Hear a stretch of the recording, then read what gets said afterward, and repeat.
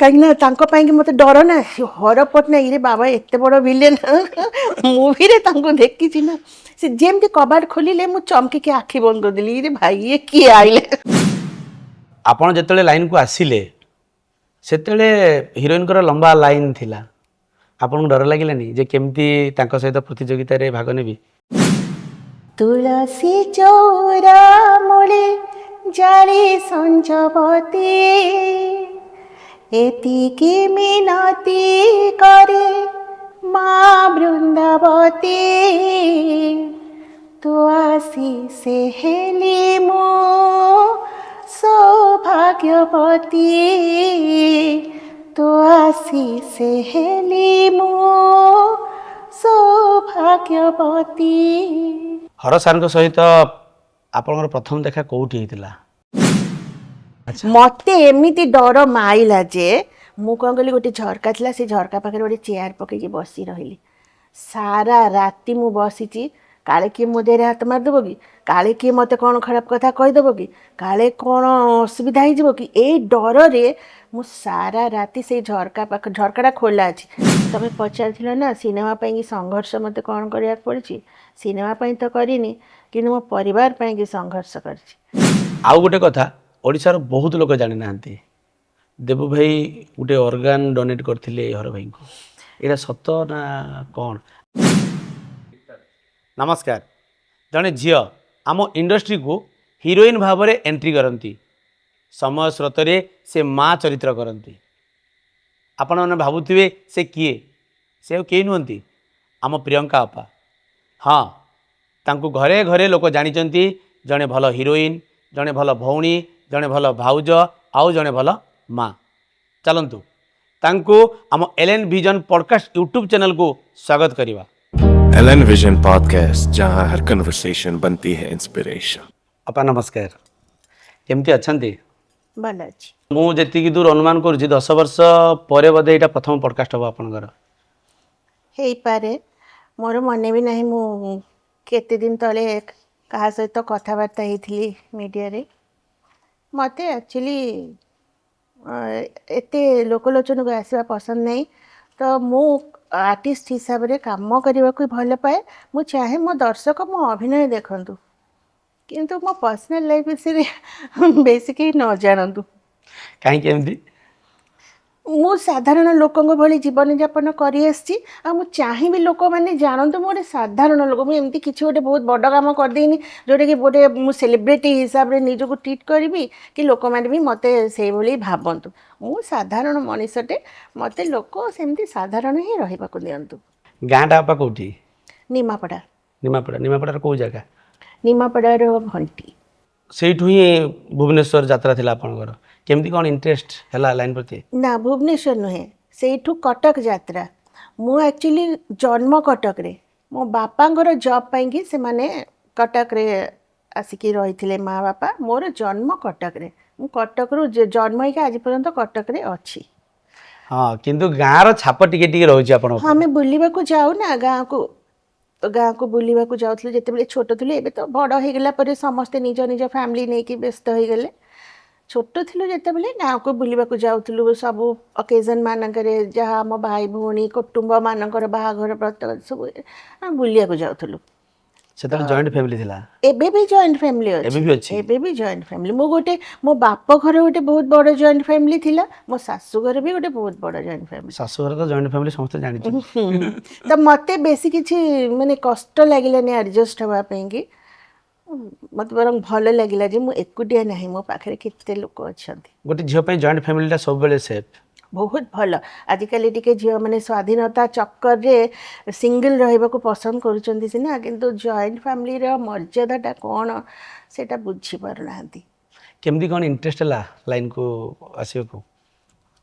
Interest सेमती किसी नाला मोर आमर कॉलेज रे पढ़ला बेले गोटे आमर एनुअल डे फंक्शन रे मु कॉलेज ड्रामा रे पार्टिसिपेट करथिली एबे जेमती आम मान को कॉलेज को गेस्ट करके नहीं जाउछंदी सेमती मु पढ़ला बेले भी जड़े प्रोड्यूसर आर्टिस्ट को गेस्ट करके डका होता से ड्रामा रे देखिकी से माने गोटे नुआ झील खोजुले भौणी चरित्र पाई ତ ସେମାନେ ଘରକୁ ଆସିଲେ ଅଫର୍ ନେଇକି।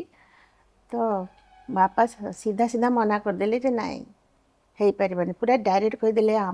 ସେତେବେଳେ ଆକ୍ଚୁଆଲି ଝିଅମାନଙ୍କୁ ଟିକେ ହଁ ଛାଡ଼ିବାକୁ ପସନ୍ଦ କରୁନଥିଲେ ଘର ଲୋକମାନେ। ତ ବାପା ବି ସାଙ୍ଗେ ସାଙ୍ଗେ ମନା କରିଦେଲେ ଯେ ନାଇଁ ହବନି। ସେତେବେଳେ କେତେ ପଢ଼ୁଥିଲେ ଆପଣ? ମୋର +3 ସେକେଣ୍ଡ ଇୟର୍ ଥିଲା। +3 ସେକେଣ୍ଡ ଇୟର। ତ ମନା କରିଦେଲେ। ମୋର ଯେହେତୁ ସେମିତି କିଛି ଏମ୍ ନଥିଲା, ମୋ ମନରେ ବି ଟିକେ ଦୁଃଖ ହେଲାନି ଯେ ହଁ ମନା କରିଦେଲେ କାହିଁକି ମୁଁ ଯିବି। ମୁଁ ସେମିତି କିଛି ବି ଭାବିନଥିଲି। ହଁ ବାପା ତ ମନା କଲେ, ସିଏ ତାଙ୍କର ଯାଆନ୍ତୁ, ମୁଁ ଏଇଆ ଭାବିଲି। କିନ୍ତୁ ସିଏ ବହୁତ ବୁଝେଇ ବାପାଙ୍କୁ ରାଜି କରେଇଲେ। ସେଠୁ ବାପା ଭାବିଲେ ଯେ ହଉ ଯାଉ ଫାର୍ଷ୍ଟ ଆଣ୍ଡ ଲାଷ୍ଟ ଗୋଟେ କ'ଣ କରିବ କହୁଛନ୍ତି କରିଦେଇକି ଆସୁ ଆଉ। ବାପା ବି ଜାଣିନଥିଲେ ଯେ ମୋର ଏମିତି ଗୋଟେ ଲମ୍ବା କ୍ୟାରିୟର ରହିବ ବୋଲିକି।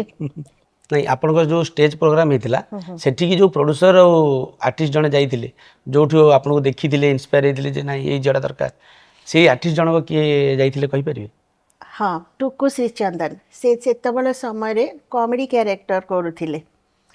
ସେତେବେଳେ ତ ଯେମିତି ଜୟ ଭାଇ, ବ୍ରଜ ଭାଇ, ମୁନୁ ଭାଇ ବହୁତ ଲୋକ କମେଡ଼ି କରୁଥିଲେ। ଇଏ ବି ଜଣେ ଥିଲେ ଯିଏକି ତିରୁମାଲା ପିକ୍ଚର୍ସରେ ଲଗାତାର କେତେଟା ମୁଭିରେ କମେଡ଼ି କ୍ୟାରେକ୍ଟର କରି ଆସୁଥିଲେ। ତ ସେତେବେଳେ ସିଏ ବହୁତ ନାଁ କମେଇଥିଲେ। ତାଙ୍କୁ ଆମ କଲେଜକୁ ଗେଷ୍ଟ କରିକି ଡକା ହେଇଥିଲା। ଆଉ ପ୍ରଡ୍ୟୁସର ଥିଲେ ଗୌରୀ ମିଶ୍ର। ଆପଣ ଯେତେବେଳେ ଲାଇନ୍କୁ ଆସିଲେ ସେତେବେଳେ ହିରୋଇନଙ୍କର ଲମ୍ବା ଲାଇନ୍ ଥିଲା, ଆପଣଙ୍କୁ ଡର ଲାଗିଲାନି ଯେ କେମିତି ତାଙ୍କ ସହିତ ପ୍ରତିଯୋଗିତାରେ ଭାଗ ନେବି? ନା, ମୁଁ କେବେ ଭାବିନି ଯେ ମୁଁ ହିରୋଇନ୍ ହେବି ବୋଲିକି। ମୁଁ ଯେତେବେଳେ ଆସିଲି ମୋର କିଛି ଏମ୍ ନଥିଲା ନା। ତ ଆସିଲି ଯେତେବେଳେ ଗୋଟେ ଫିଲ୍ମରୁ ମୁଁ ଘରେ ରହିଯିବାର ଥିଲା, ମୋତେ ଆଉ ନେକ୍ସଟ କରିବାର ହିଁ ନଥିଲା। ତ ଗୋଟେ ଫିଲ୍ମ ପରେ ମୋତେ ଯେତେବେଳେ ବାର ଅଫର୍ ଆସିଲା, ସେତେବେଳେ ମୁଁ ନିଜକୁ ଭାବିଲି ଯେ ନାଇଁ ମୁଁ ଗୋଟେ ଆର୍ଟିଷ୍ଟ ହେଇପାରିବି।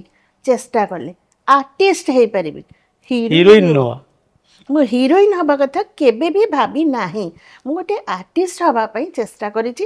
ଆଉ ଆଜି ପର୍ଯ୍ୟନ୍ତ ବି ଭାବୁଛି ଯେ ମୁଁ ଆଉ କିଛି ଶିଖିବି। ଯଦି ଆଗକୁ କିଛି କାମ କରେ ମୋତେ ଆହୁରି କିଛି ଶିଖିବାକୁ ମିଳିବ, ଆହୁରି କିଛି ଶିଖିବା ମୋର ଦରକାର। ସେ ଟାଇମ୍ରେ କିଏ ସବୁ ଥିଲେ ହିରୋଇନ? ସେତେବେଳେ ତ ଲେଜେଣ୍ଡ ସମସ୍ତେ, ରଶ୍ମି ଅପା, ଆମର ମହାଶ୍ୱେତା ଅପା, ଅପରାଜିତା ଅପା, ସେଇମାନେ ହିଁ ରାଜ କରୁଥିଲେ। ତାପରେ ମୋ ସମୟରେ ରଚନା ବାନାର୍ଜୀ ଆସିଲେ। ଆମେ ଦୁଇ ଜଣ ଏକା ସାଙ୍ଗରେ ଆସିଲୁ, ରଚନା ବାନାର୍ଜୀ, ମୁଁ।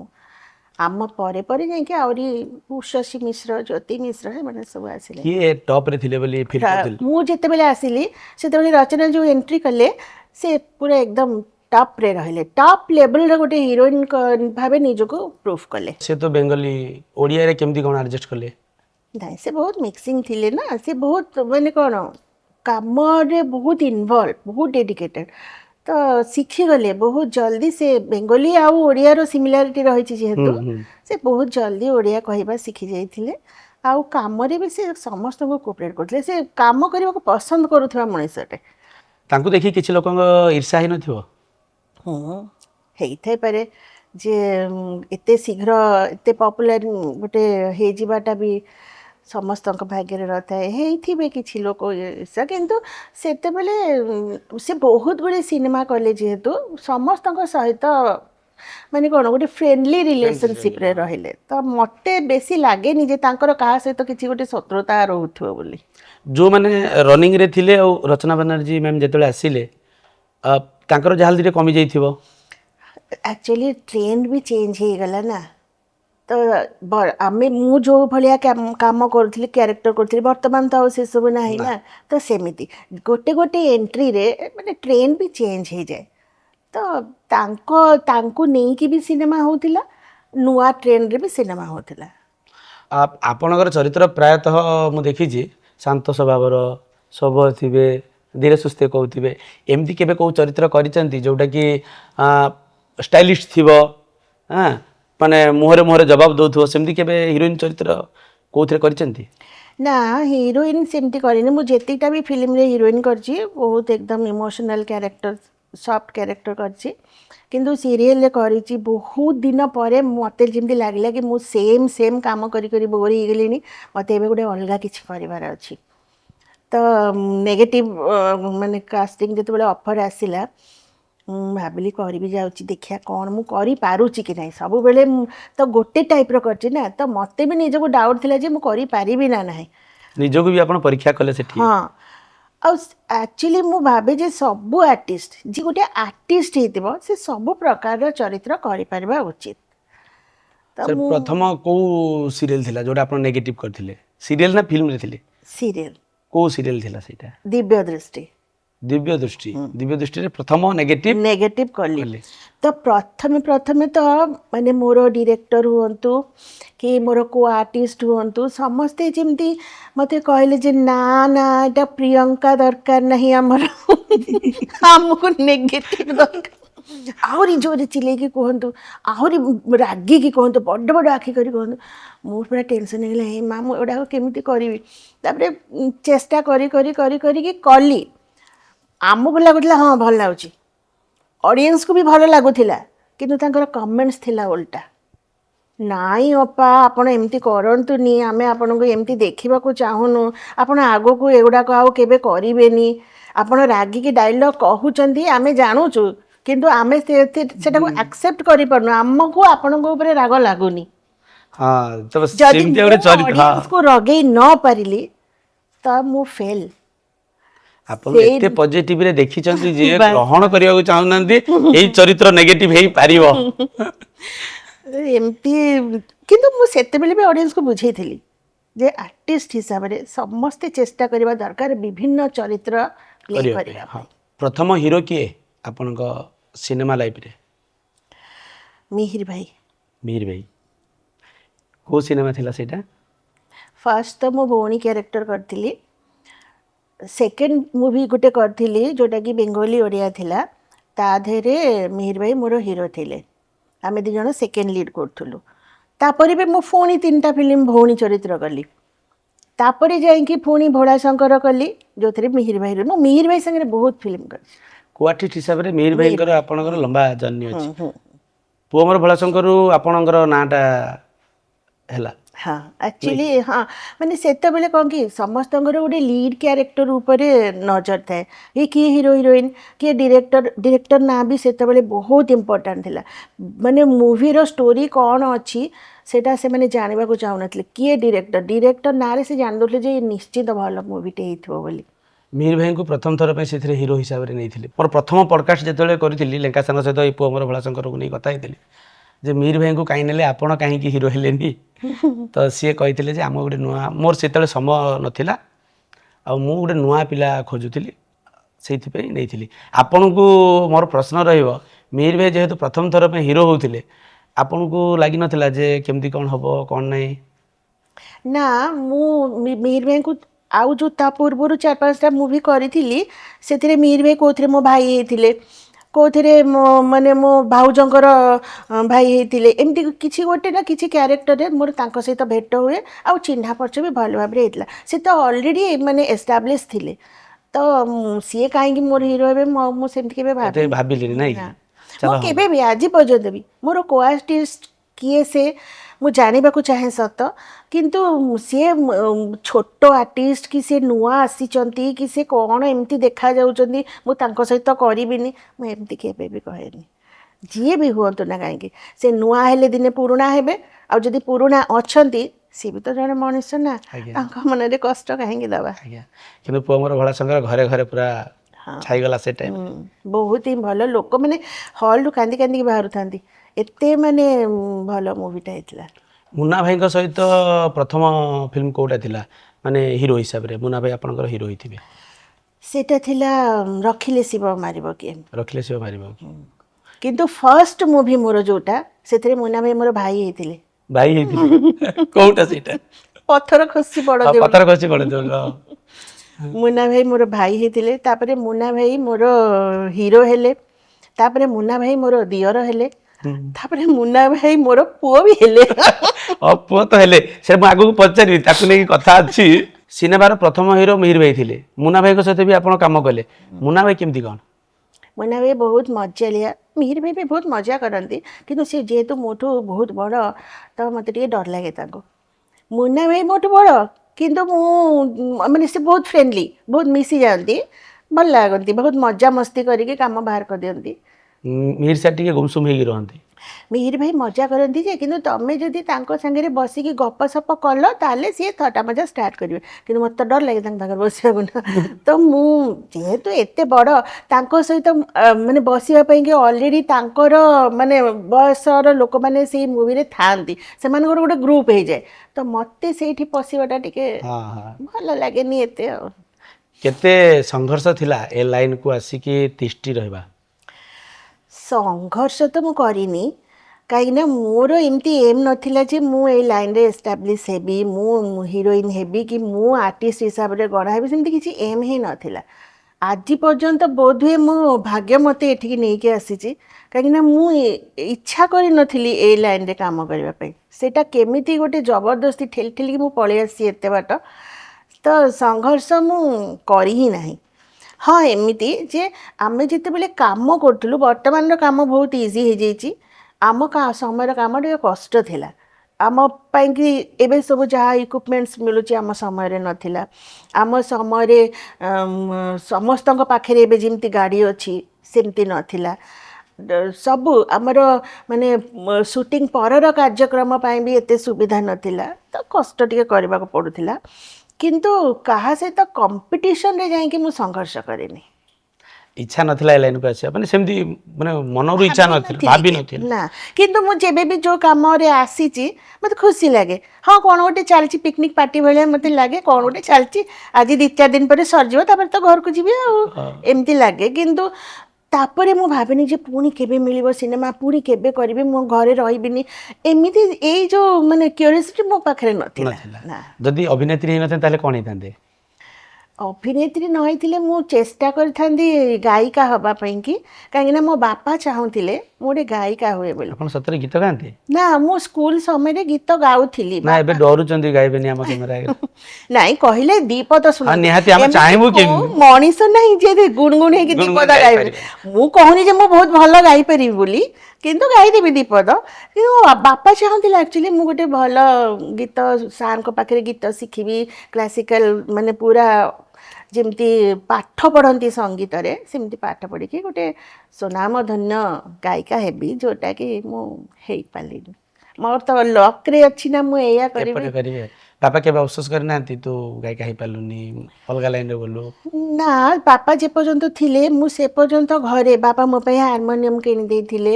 ମୁଁ ନିଜେ ବସିକି ହାରମୋନିୟମ ବଜେଇକି ବାପାଙ୍କୁ ଭଜନ ଶୁଣାଏ।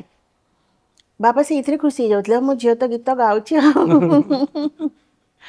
ଠିକ୍ ଅଛି, ବାପାଙ୍କୁ ଗୀତ ଶୁଣାଉଥିଲେ, ଏବେ ଆମ ଦର୍ଶକମାନଙ୍କ ପାଇଁ ଦିଲେ।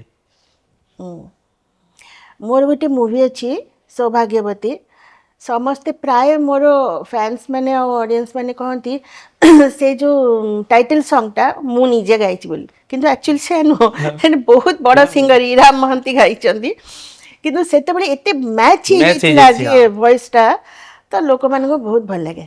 ମୁଁ ଇରା ମହାନ୍ତିଙ୍କୁ କ୍ଷମା ମାଗୁଛି, ତାଙ୍କର ଦିପଦ ଗୀତ ମୁଁ ଗାଇବାକୁ ଚେଷ୍ଟା କରୁଛି ବୋଲି। ତୁଳସୀ ଚଉରା ମୂଳେ ଜାଳି ସଞ୍ଜବତୀ, ଏତିକି ମିନତି କରେ ମା ବୃନ୍ଦାବତୀ, ତୁ ଆଶିଷେ ହେଲି ମୁଁ ସୌଭାଗ୍ୟବତୀ, ତୁ ଆଶିଷେ ହେଲି ମୁଁ ସୌଭାଗ୍ୟବତୀ। ବଢିଆ, ବହୁତ ବଢିଆ ଭଏସ ଅଛି, ବଢିଆ ଗାଉଛନ୍ତି। ମୁଁ ସେଇଟା ବୋଧେ ବାପା ଜାଣିପାରିଥିଲେ, ହଁ ହଁ। ଯଦି ମୁଁ ସେତେବେଳେ ଚେଷ୍ଟା କରିଥାନ୍ତି ହୁଏତ ଆଜି ଅଲଗା କିଛି ଥାନ୍ତି। ନାଇଁ ଏଇଆ ବି ଆକ୍ଟ୍ରେସ୍ ଥାନ୍ତେ, ହେଇକି ସିଙ୍ଗର ବି ନଥାନ୍ତି। ହେଇଥାନ୍ତେ, ଦିଟା ଯାକ ହେଇଥାନ୍ତେ, ବୁଝିପାରୁଛନ୍ତି? ମୁଁ କ'ଣ, ମୋତେ ଯେମିତି ଲାଗିଲା ଭଗବାନ କହିଲେ ତୋର ଏ ରାସ୍ତାରେ ତୁ କିଛି କରିପାରିବୁନି, ତୁ ଇଆଡ଼େ ଯା, ଇଆଡ଼େ, ନହେଲେ ମୋର ତ ଏପଟେ ଇଚ୍ଛା ହିଁ ନଥିଲା, ଜବରଦସ୍ତି ଯେମିତି ମୁଁ ପଶି ଆସିଲି। ହଁ ସବୁ ହେଇଥାଇପାରେ କିଛି ସେୟା ମାନେ କିଛି ଗୋଳମାଳିଆ ହେଇଯାଇଛି। କିନ୍ତୁ ବହୁତ ସୁରିଲା ଭଏସ। କିନ୍ତୁ ମୁଁ ବୋଧେ ପୂର୍ବ ଜନ୍ମରେ ଗୀତ ଶିଖିଥିଲି, ନହେଲେ କେମିତି ଏମିତି ଗାଇବ, କଣ୍ଠରୁ ବାହାରିବ କେମିତି ସେଇଟା?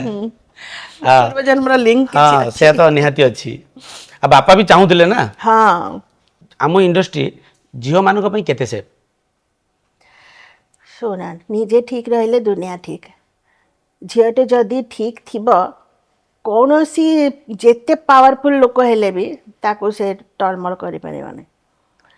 ଯଦି झीर निजर इंटरेस्ट थी कौन किसी भूल काम करने जोटा आम भूल तापाई भूल नुह से तो कहीं किसी करें आ मु भी कहूँ एमती भी आम जो भावुचे कि कहूचे से भूल काम करुच्ची बोली सेटा आम पाई भूल किंतु सी कौ परिस्थिति अच्छी से कहीं एमती काम कला से ए भूलटा तापाई भूल कि नहीं सेटा सी कहीपर कई जन्मरू भूल माने माने भूल है कि बाहरी न था कि जन्मरू बदमाश न था कहीं धीरे धीरे परिस्थिति मनुष्य को एमती कर दिए से कौ परिस्थिति कौन काम करोटा आमको भूल लगुच आम प्रश्न करें कहीं एमती करोटार आंसर सी ही दे पार आम कहीपर तार आपण कहते जे जदि गोटे झील सजग रतर्क खाली आम इंडस्ट्री नुह से कौटी गले भी सेफ हर सार सहित आपन प्रथम देखा कौटी होता मोर गोटे मूवी चलता शूटिंग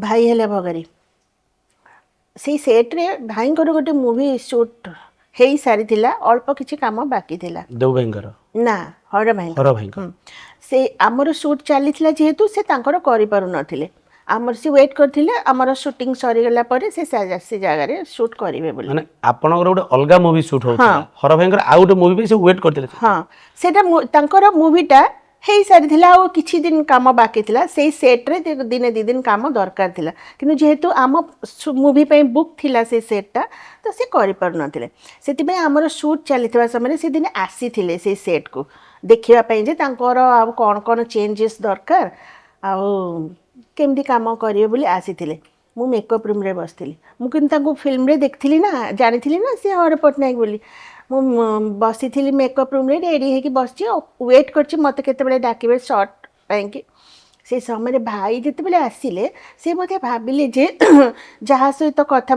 हुए तो से मेकअप रूम रे थे कहीकि कबाटा खोलदेले मुझे देखली सांगे सांगे आखि बंद करदेली कहीं मत डर ना हर पट्टनायक रे बाबा एत बड़ विलेन मूवी रे देखी ना से जेमती कबाट खोलिले मु चमकी आखि बंद करदेली रे भाई ये किए आइले अचानक भावना बाहर जिनस घटीगला कि सी तो मत चिन्ह ना सी तो खोजिले से लोक ना से कबाट बंद करदे पलैले मु कि तार भितर बसे एकुटिया मु सीधा डर पलैली जो सब बेसी लोक बही मु सीधा पलैली से बसिली किंतु मु प्रथमे मु देखिली से दिन सहित प्रथमे काम करी गोटे न्यू इयर प्रोग्राम रे दूरदर्शन से सब न्यू इयर्स रे नुआ नुआ प्रोग्राम सब होता से समय सहित प्रथमे काम करी आउे दूरदर्शन कि फर्स्ट प्ले केतेटा होता प्ले रे भी मते से काम करने को डाकी तापर जाइकी मु भोलाशंकर करी सहित हर भाई सहित प्रथम फिल्म हूँ भोलाशंकर ता पूर्व जिते कम डाकी जोटा कहले न्यू इयर प्रोग्राम डाकिले बोली सेटा कहा कांटेक्ट डाकी ना न्यू इयर प्रोग्राम टा होची दूरदर्शन रो भाई भी आर्टिस्ट हिसाब रे जाइथिले मु भी आर्टिस्ट हिसाब रे जाइथिली अच्छा किंतु जेते डायरेक्शन देथिले दूरदर्शन तांको देथिला प्ले किछि 4-5टा जे तमे डायरेक्शन देकी दियो बोली की तो सेथिरे भाई निजे मते कांटेक्ट करथिले तांकर काम करबा पई की सेते बेले आमर तीर्तोल शूटिंग थिला मु जाइथिली मु तो तांको सहित एते क्लोज नथिली ना चिन्हा जना नहीं किंतु सेठी बहुत गुडे लेडी आर्टिस्ट रुनुअपा ढोलियपा तृप्तियपा आमर सेते बेले से माने ही बेसी काम करुथिले बांकु भाई ब्रज भाई माने ही सेते बेले बेसी काम करथिले तो से मानक सहित ग्रुप रे मु रही गली सत किंतु होल नाइट शूटिंग हैला मोर गोटे से first experience whole night shooting ये जे आमर जो लोकेशन से लाइन कटि जाइथिला एमिति कौन सब असुविधा है कि लाइन करथिला जोटी कि इलेक्ट्रिसिटी लोक कहले कि सकाळे लाइन आसीबो आमे राति सारा अपेक्षा करी बसिलु सकाळे लाइन आसिले शूटिंग करबो तापरे घर को जीवु बोली माने राति सारा आपण अपेक्षा करले राति सारा अपेक्षा कलु मैंने समस्ते जे जुआड़े शोई पड़े ए राति सारा किए चेंगी रहा काम तक ना सब किए कुआडे शोले किए खट उपर किए तले गामछा पारिकी हो कि किए जो जी सोफा पारे जो पारे शोई पड़े आपण जहाँ देखिकी डरिकी आखि बंद कर देथिले से दिन डर लागले राति रे रहिले सेठी हाँ से कथा पा कहूँ मत एमती डर माइला जे मु कौन कली गोटे झरका था से झरका पाखे गोटे चेयर पकईकी बसी रही सारा राति मु बसी କାଳେ କିଏ ମୋ ଦେହରେ ହାତ ମାରିଦେବ କି, କାଳେ କିଏ ମୋତେ କ'ଣ ଖରାପ କଥା କହିଦେବ କି, କାଳେ କ'ଣ ଅସୁବିଧା ହେଇଯିବ କି, ଏଇ ଡରରେ ମୁଁ ସାରା ରାତି ସେଇ ଝରକାଟା ଖୋଲା ଅଛି ତାକୁ ଏଇଥିପାଇଁ ଯେ କାହାକୁ ତ ଡାକିପାରିବି କିଛି ଗୋଟେ ଅସୁବିଧା ହେଲେ। ଏଇଟା କେଉଁ ଲୋକେସନରେ? ତୀର୍ତ୍ତୋଲ ଯାଇଥିଲୁ ଆମେ। ତିର୍ତ୍ତୋଲ ଯାଇଥିଲି। କିନ୍ତୁ ସେମିତି କିଛି ନାହିଁ। ଜଣେ ନେଗେଟିଭ ଚରିତ୍ର କରନ୍ତି ସିନା, କିନ୍ତୁ ସିଏ ଆଉ ତାଙ୍କ ସରାଉଣ୍ଡିଂ ସମସ୍ତେ ବହୁତ ଭଲ ଥାନ୍ତି। ଏଇଟା ସେଦିନ ପ୍ରୁଭ୍ ହେଇଗଲା। ମୁଁ ପ୍ରଥମେ କାମ କରୁଥିଲି ବୋଲି ମୁଁ ସିନା ଡରୁଥିଲି, କିନ୍ତୁ ଭାଇ ତାଙ୍କ ପୁରା ଟିମ୍କୁ ନେଇକି ତାଙ୍କର ଟେକ୍ନିସିଆନ୍ ଟିମ୍ ସେମାନେ ସେ ତାଙ୍କର ସବୁ ଟାୟାର୍ଡ ଥିଲେ ଶୋଇପଡ଼ିଲେ। ଆମର ଆର୍ଟିଷ୍ଟ ମାନେ ବି ଯିଏ ଥିଲେ ସେମାନେ ବି ସବୁବେଳେ ଆରେ ମୋତେ ବି ଡାକିଲେ ଆରେ ଆସେ ଶୋଇପଡ଼ ସକାଳ ହେଲେ ସୁଟିଂ କରିବା ଯିବା। କିନ୍ତୁ ମନ ତ ମାନୁନି ବଇଥାଏ। ସେଇଠି ହଠାତ୍ ଦେବୁ ପଟ୍ଟନାୟକ ଆସିକି ମୋ ପାଖରେ ଚେୟାର ପକେଇକି ବସିଲେ। ଏଇଟା ହେଉଛି ଦେବୁ ଭାଇଙ୍କ ସହିତ ଆପଣଙ୍କର ପ୍ରଥମ ଦେଖା। ସେଇଥିରେ ସେ କାମ କରୁଥିଲେ ଆଜ୍ ଏ ଆସିଷ୍ଟାଣ୍ଟ ଡିରେକ୍ଟର ହର ଭାଇଙ୍କର। ମାନେ ଆପଣଙ୍କ ପାଖରେ ଆସିକି ବସିଲେ, ପଚାରିଲେ ଏଠି ବସିଛ କାହିଁକି, ଶୋଇବାକୁ ଯାଉନ କାହିଁକି? ଏଇଟା ଥିଲା ଆପଣଙ୍କର ପ୍ରଥମ କଥା ଦେବୁ ଭାଇଙ୍କ ସହିତ? ହଁ ଏଠି କାହିଁକି ବସିଛ, ଶୋଇବାକୁ କାହିଁକି ଯାଉନ? ମୁଁ କିଛି ଉତ୍ତର ଦେଲିନି। ମୁଁ ବି ଏତେ ମୋର ବସିଛି ଏ ଲୋକଟାର କ'ଣ ଅସୁବିଧା ହେଉଛି, ସେ କାହିଁ ମୋତେ ସେମିତି ତ ପଚାରୁଛି। ମନେ ମନେ ମୁଁ ଏହା ଭାବୁଛି କିନ୍ତୁ କିଛି କହିପାରୁନି। ତାପରେ ସିଏ ଭାବିଲେ ଯେ ଡରୁଛନ୍ତି କି କିଛି ଗୋଟେ ଅକ୍ୱାର୍ଡ ଫିଲ୍ କରୁଛନ୍ତି, ସିଏ ଅଲଗା ଅଲଗା ଟପିକ୍ ପକେଇକି ମୋ ସହିତ ବସିକି ଗପିଲେ ସକାଳ ହେବା ଯାଏ। ସିଏ ବି ଶୋଇଲେନି। ଏମିତି କିଛି କଥା ହେଇଥିଲା କି ଲାଗିଲା କି ଆପଣଙ୍କୁ ସେ ଯେଉଁ କ'ଣ ଇମ୍ପ୍ରେସ୍ କରିବାକୁ ଚେଷ୍ଟା କରୁଛନ୍ତି? ନା ସେମିତି କିଛି ସେତେବେଳେ ନଥିଲା। ମୋତେ ଫିଲ୍ ହେଲା ଯେ ମୁଁ ବୋଧେ ଡରୁଛି ବୋଲି ସେ ମୋତେ କମ୍ପାନୀ ଦେବାକୁ ବସିଛନ୍ତି। ଆମେ କଥାବାର୍ତ୍ତା ହେଉଥିଲୁ। ମୋର ସକାଳେ ହେଲେ ଏଇ ଜିନିଷ ଦରକାର, ମୁଁ ତ ଘରୁ କିଛି ଆଣିକି ଆସିନି, କେମିତି ରେଡ଼ି ହେବି ଏଇସବୁ ବିଷୟରେ ବି ତାଙ୍କୁ ଜଣେଇଲି। ସକାଳେ ସେ ଯାଇକି ମାର୍କେଟରୁ ସବୁ ଜିନିଷପତ୍ର ନେଇକି ଆସିଲେ। ପୁରା ଗୋଟେ ଫ୍ରେଣ୍ଡଲି ଯେମିତି ଜଣକୁ ହେଲ୍ପ କରାଯାଏ ସେଇଭଳି ହିଁ ଥିଲା ଆମର ରିଲେସନସିପ୍। ମୋର ବି ତାଙ୍କ ପ୍ରତି ସେମିତି ସେ ଧାରଣା ହିଁ ନଥିଲା ଯେ ଏ ଲୋକଟା ମୋ ପ୍ରତି ଇଣ୍ଟରେଷ୍ଟେଡ୍ ଅଛି କି କ'ଣ, ମୁଁ ସେମିତି ବି ଭାବିନି କିଛି। ଆପଣଙ୍କର ଲଭ୍ ମ୍ୟାରେଜ୍? ହଁ। ସେଇଦିନଠୁ ବୋଧେ ଟିକେ ଟିକେ ଆରମ୍ଭ ହେଇଥିଲା? ସେଇଦିନଠୁ ବୋଧେ ତାଙ୍କ ମନରେ ଟିକେ ଟିକେ ଆରମ୍ଭ ହେଇଥିଲା। କାହା ମନରେ ବି ହଉ, ସେଇଦିନ ହିଁ ପ୍ରେମ ତା ମାନେ ଆରମ୍ଭ ହେଇଥିଲା। ସେ ହୋଲ୍ ନାଇଟ୍ ନାଇଁ କି, ସେଇଥିପାଇଁ ଭଗବାନ ଆମ ଦି ଜଣଙ୍କୁ ଗୋଟେ ଝରକା ପାଖେ ଏକାଠି ବସେଇଥିଲେ। ସେଇ ଝରକା ଯାହା ବି ହଉ କୋଉଠି ଗୋଟେ ନା କୋଉଠି ଗୋଟେ ପ୍ରେମ ଆରମ୍ଭ ହେଇଥିଲା ସେଇଦିନ। ଆଉ ଦେବୁ ଭାଇଙ୍କ ସହିତ ପ୍ରଥମ ଫିଲ୍ମ କୋଉଟା ଥିଲା ଆଉ ଫାର୍ଷ୍ଟ ସଟ୍ କୋଉଟା ଥିଲା? ତାଙ୍କ ସହିତ ମୁଭି କରିବା ପୂର୍ବରୁ ବି ସେ ଯେହେତୁ ଗୋଟେ ଆର୍ଟିଷ୍ଟ ବି ଥିଲେ, ମୁଁ ଦୂରଦର୍ଶନରେ ତାଙ୍କର ଗୋଟେ ପ୍ଲେ ମାନେ ହେଉଥିଲା ଯେଉଁଟା ଆମେ ଦୁଇ ଜଣ ମୁଁ ହେଇଥିଲି ତାଙ୍କ ବଡ଼ ଭଉଣୀ, ସିଏ ମୋର ସାନ ଭାଇ ହେଇଥିଲେ। କରିସାରିଥିଲୁ ଅଭିନୟ, କିନ୍ତୁ ଭାଇଙ୍କ ଡିରେକ୍ସନରେ ଯେଉଁ ମୁଭି ମୁଁ କାମ କରୁଥିଲି ସେଥିରେ ବି ସିଏ ଆସିଷ୍ଟାଣ୍ଟ ଡିରେକ୍ଟର ଭାବେ କାମ କରିଥିଲେ। ସେ ଯେତେବେଳେ ମୁଭି ବନେଇଲେ ଡିରେକ୍ଟର ହେଲେ, ତାଙ୍କ ସହିତ ମୁଁ ଡିରେକ୍ଟର ସିଏ ମୋର ହିସାବରେ ମୁଁ ତାଙ୍କର ମହାନାୟକ ଫିଲ୍ମରେ କାମ କରିଥିଲି। ବାକି ତାଙ୍କର ଆଉ କେଉଁ ମୁଭିରେ ମୁଁ କାମ କରିନି, ସେଇ ଗୋଟେ ମୁଭିରେ କାମ କରିଛି। ସେଠି କନଫର୍ମ ହେଇଗଲା ବୋଧେ ମହାନାୟକରେ, ତାପରେ ଆଉ ନେଲେନି? ନା, ସିଏ ମୁଁ ଜାଣିଗଲି ତ ସିଏ ଜଣେ ମହାନାୟକ, ଆଉ କ'ଣ ମୁଁ ଆଉ ତାଙ୍କ ବିଷୟରେ ଅଧିକା ଜାଣିବି ଯେ? ସେଇଥିପାଇଁ ତ କହୁଛି ସେ ମହାନାୟକରେ ବୋଧେ ଜଣା ପଡ଼ିଗଲା ଇଏ ହେଉଛନ୍ତି ମହାନାୟକ। ଭାଇ ବି ଜାଣିଲେ ନା ଇଏ ହେଉଛନ୍ତି ଆମ ନାୟିକା ଆଉ ନବା ନାଇଁ ନାଇଁ କି? କାହା ନିର୍ଦ୍ଦେଶନାରେ ଅଭିନୟ କରିବାକୁ ଭଲ ଲାଗେ, ହର ଭାଇ ନା ଦେବୁ ଭାଇ? ଅବଭିୟସଲି ଭାଇଙ୍କର। ସେମାନଙ୍କର ମାନେ କ'ଣ ଚିନ୍ତାଧାରାଟା ସମାନ। ଏକ୍ସିକ୍ୟୁସନଟା ଅଲଗା ହେଇଥାଇପାରେ କିନ୍ତୁ ଚିନ୍ତାଧାରାଟା ସମାନ। ଆଉ ସିଏ ତ ତାଙ୍କରି ପାଖରୁ ହିଁ ଶିଖିଛନ୍ତି, ସେଇଥିରୁ ସବୁ ଜିନିଷ ଶିଖି ଶିଖି ଶିଖି ଛାଞ୍ଚ ପଡ଼ି ଯାଇନଥାଏ କି? ବାସ୍, ଅଲଗା ଆଉ ସେ କୋଉଠୁ ଆଣିବେ, ସେ ତାଙ୍କରି ପାଖରୁ ହିଁ ତ ସବୁ ଶିଖିଛନ୍ତି। କିନ୍ତୁ ଭାଇଙ୍କ ସାଙ୍ଗେ ଯିଏ, ଖାଲି ମୁଁ ନୁହେଁ, ଯିଏ ବି କାମ କରିଛନ୍ତି ଆଜି ପର୍ଯ୍ୟନ୍ତ ସିଏ ଡେଫିନେଟଲି ତାଙ୍କ ନାଁ ଫାର୍ଷ୍ଟ ନେବେ। ସେ ସମ୍ପୂର୍ଣ୍ଣ ଗୋଟେ ଅଲଗା ପ୍ରକାରର ମଣିଷ।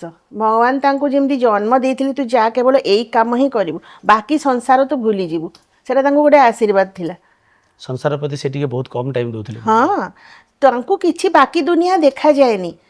ସେ ପାଖରେ କିଏ ବସିଛି, ସେ କ'ଣ କରୁଛି, ସେ କ'ଣ ଚୋରି କରିକି ନେଇଗଲା, କିଏ କ'ଣ ଭାଙ୍ଗିଦେଲା, କିଏ କ'ଣ ଫୋପାଡ଼ି ଦେଲା, ତାଙ୍କୁ କିଛି ଦେଖାଯାଏନି। କେବଳ ତାଙ୍କର ଫୋକସ୍ ତାଙ୍କ କାମ ଉପରେ। ଚଣ୍ଡୀ ସାର୍ଙ୍କ ସହିତ କେବେ କରିଥିବେ? ଚଣ୍ଡୀ ଭାଇ ତ ତାର ସେମିତି ପାଟିତୁଣ୍ଡ କରିବାର ତାର ହ୍ୟାବିଟ୍, ଆମେ ଚଣ୍ଡୀ ଭାଇ କଥାକୁ ଧରୁନା। ତାପରେ ଚଣ୍ଡୀ ଭାଇ ଆମକୁ କିଛି କହିନି କେବେ ସେମିତି। ଚଣ୍ଡୀ ଭାଇ ସାଙ୍ଗରେ ପାଟିତୁଣ୍ଡଟା ପାଟିତୁଣ୍ଡ ଭଳି ଆମକୁ ଲାଗେନି, କାହିଁକିନା ସିଏ ତ ସେମିତି କଥା କହନ୍ତି, ତାଙ୍କର ମାନେ ଷ୍ଟାଇଲଟା ସେୟା। ଷ୍ଟାଇଲ ସେଇଆ। ତ କିନ୍ତୁ ଯଦି ଅଚାନକ ଜଣେ ନୂଆ ଲୋକ ଫ୍ରେଶର ଯଦି ସାମ୍ନାକୁ ଯିବ, ସେମିତି ଯଦି କହିବେ ତାହେଲେ ଖରାପ ଲାଗିବ। ସେଇଟା କିନ୍ତୁ ହଉଛି ଯୋଉମାନେ କଥା। ଏକ୍ୱେଣ୍ଟେଡ ହେଇଗଲେଣି ହୁଁ। ଚାଲ ସେ ତ କହନ୍ତି ହଁ, ଆଉ ନାଇଁ। ନୂଆ ଲୋକ ଯିଏ ତାଙ୍କ ସହିତ ମିଶି ନଥିବେ ତାଙ୍କୁ ଲାଗିବ ଯେ ଗୋଟେ ସବୁବେଳେ କିଚକିଚ ହବା ମଣିଷଟେ ବୋଧେ, ଏମିତି ଲାଗିବ ତାଙ୍କୁ। ଲାଇନକୁ ଏତେ ବର୍ଷ ଦେଲେଣି, ଆପଣ କ'ଣ ଦେଖୁଛନ୍ତି 10 ବର୍ଷ ପରେ ଆମ ଇଣ୍ଡଷ୍ଟ୍ରିର ଷ୍ଟାଟସ୍ କ'ଣ ଥିବ?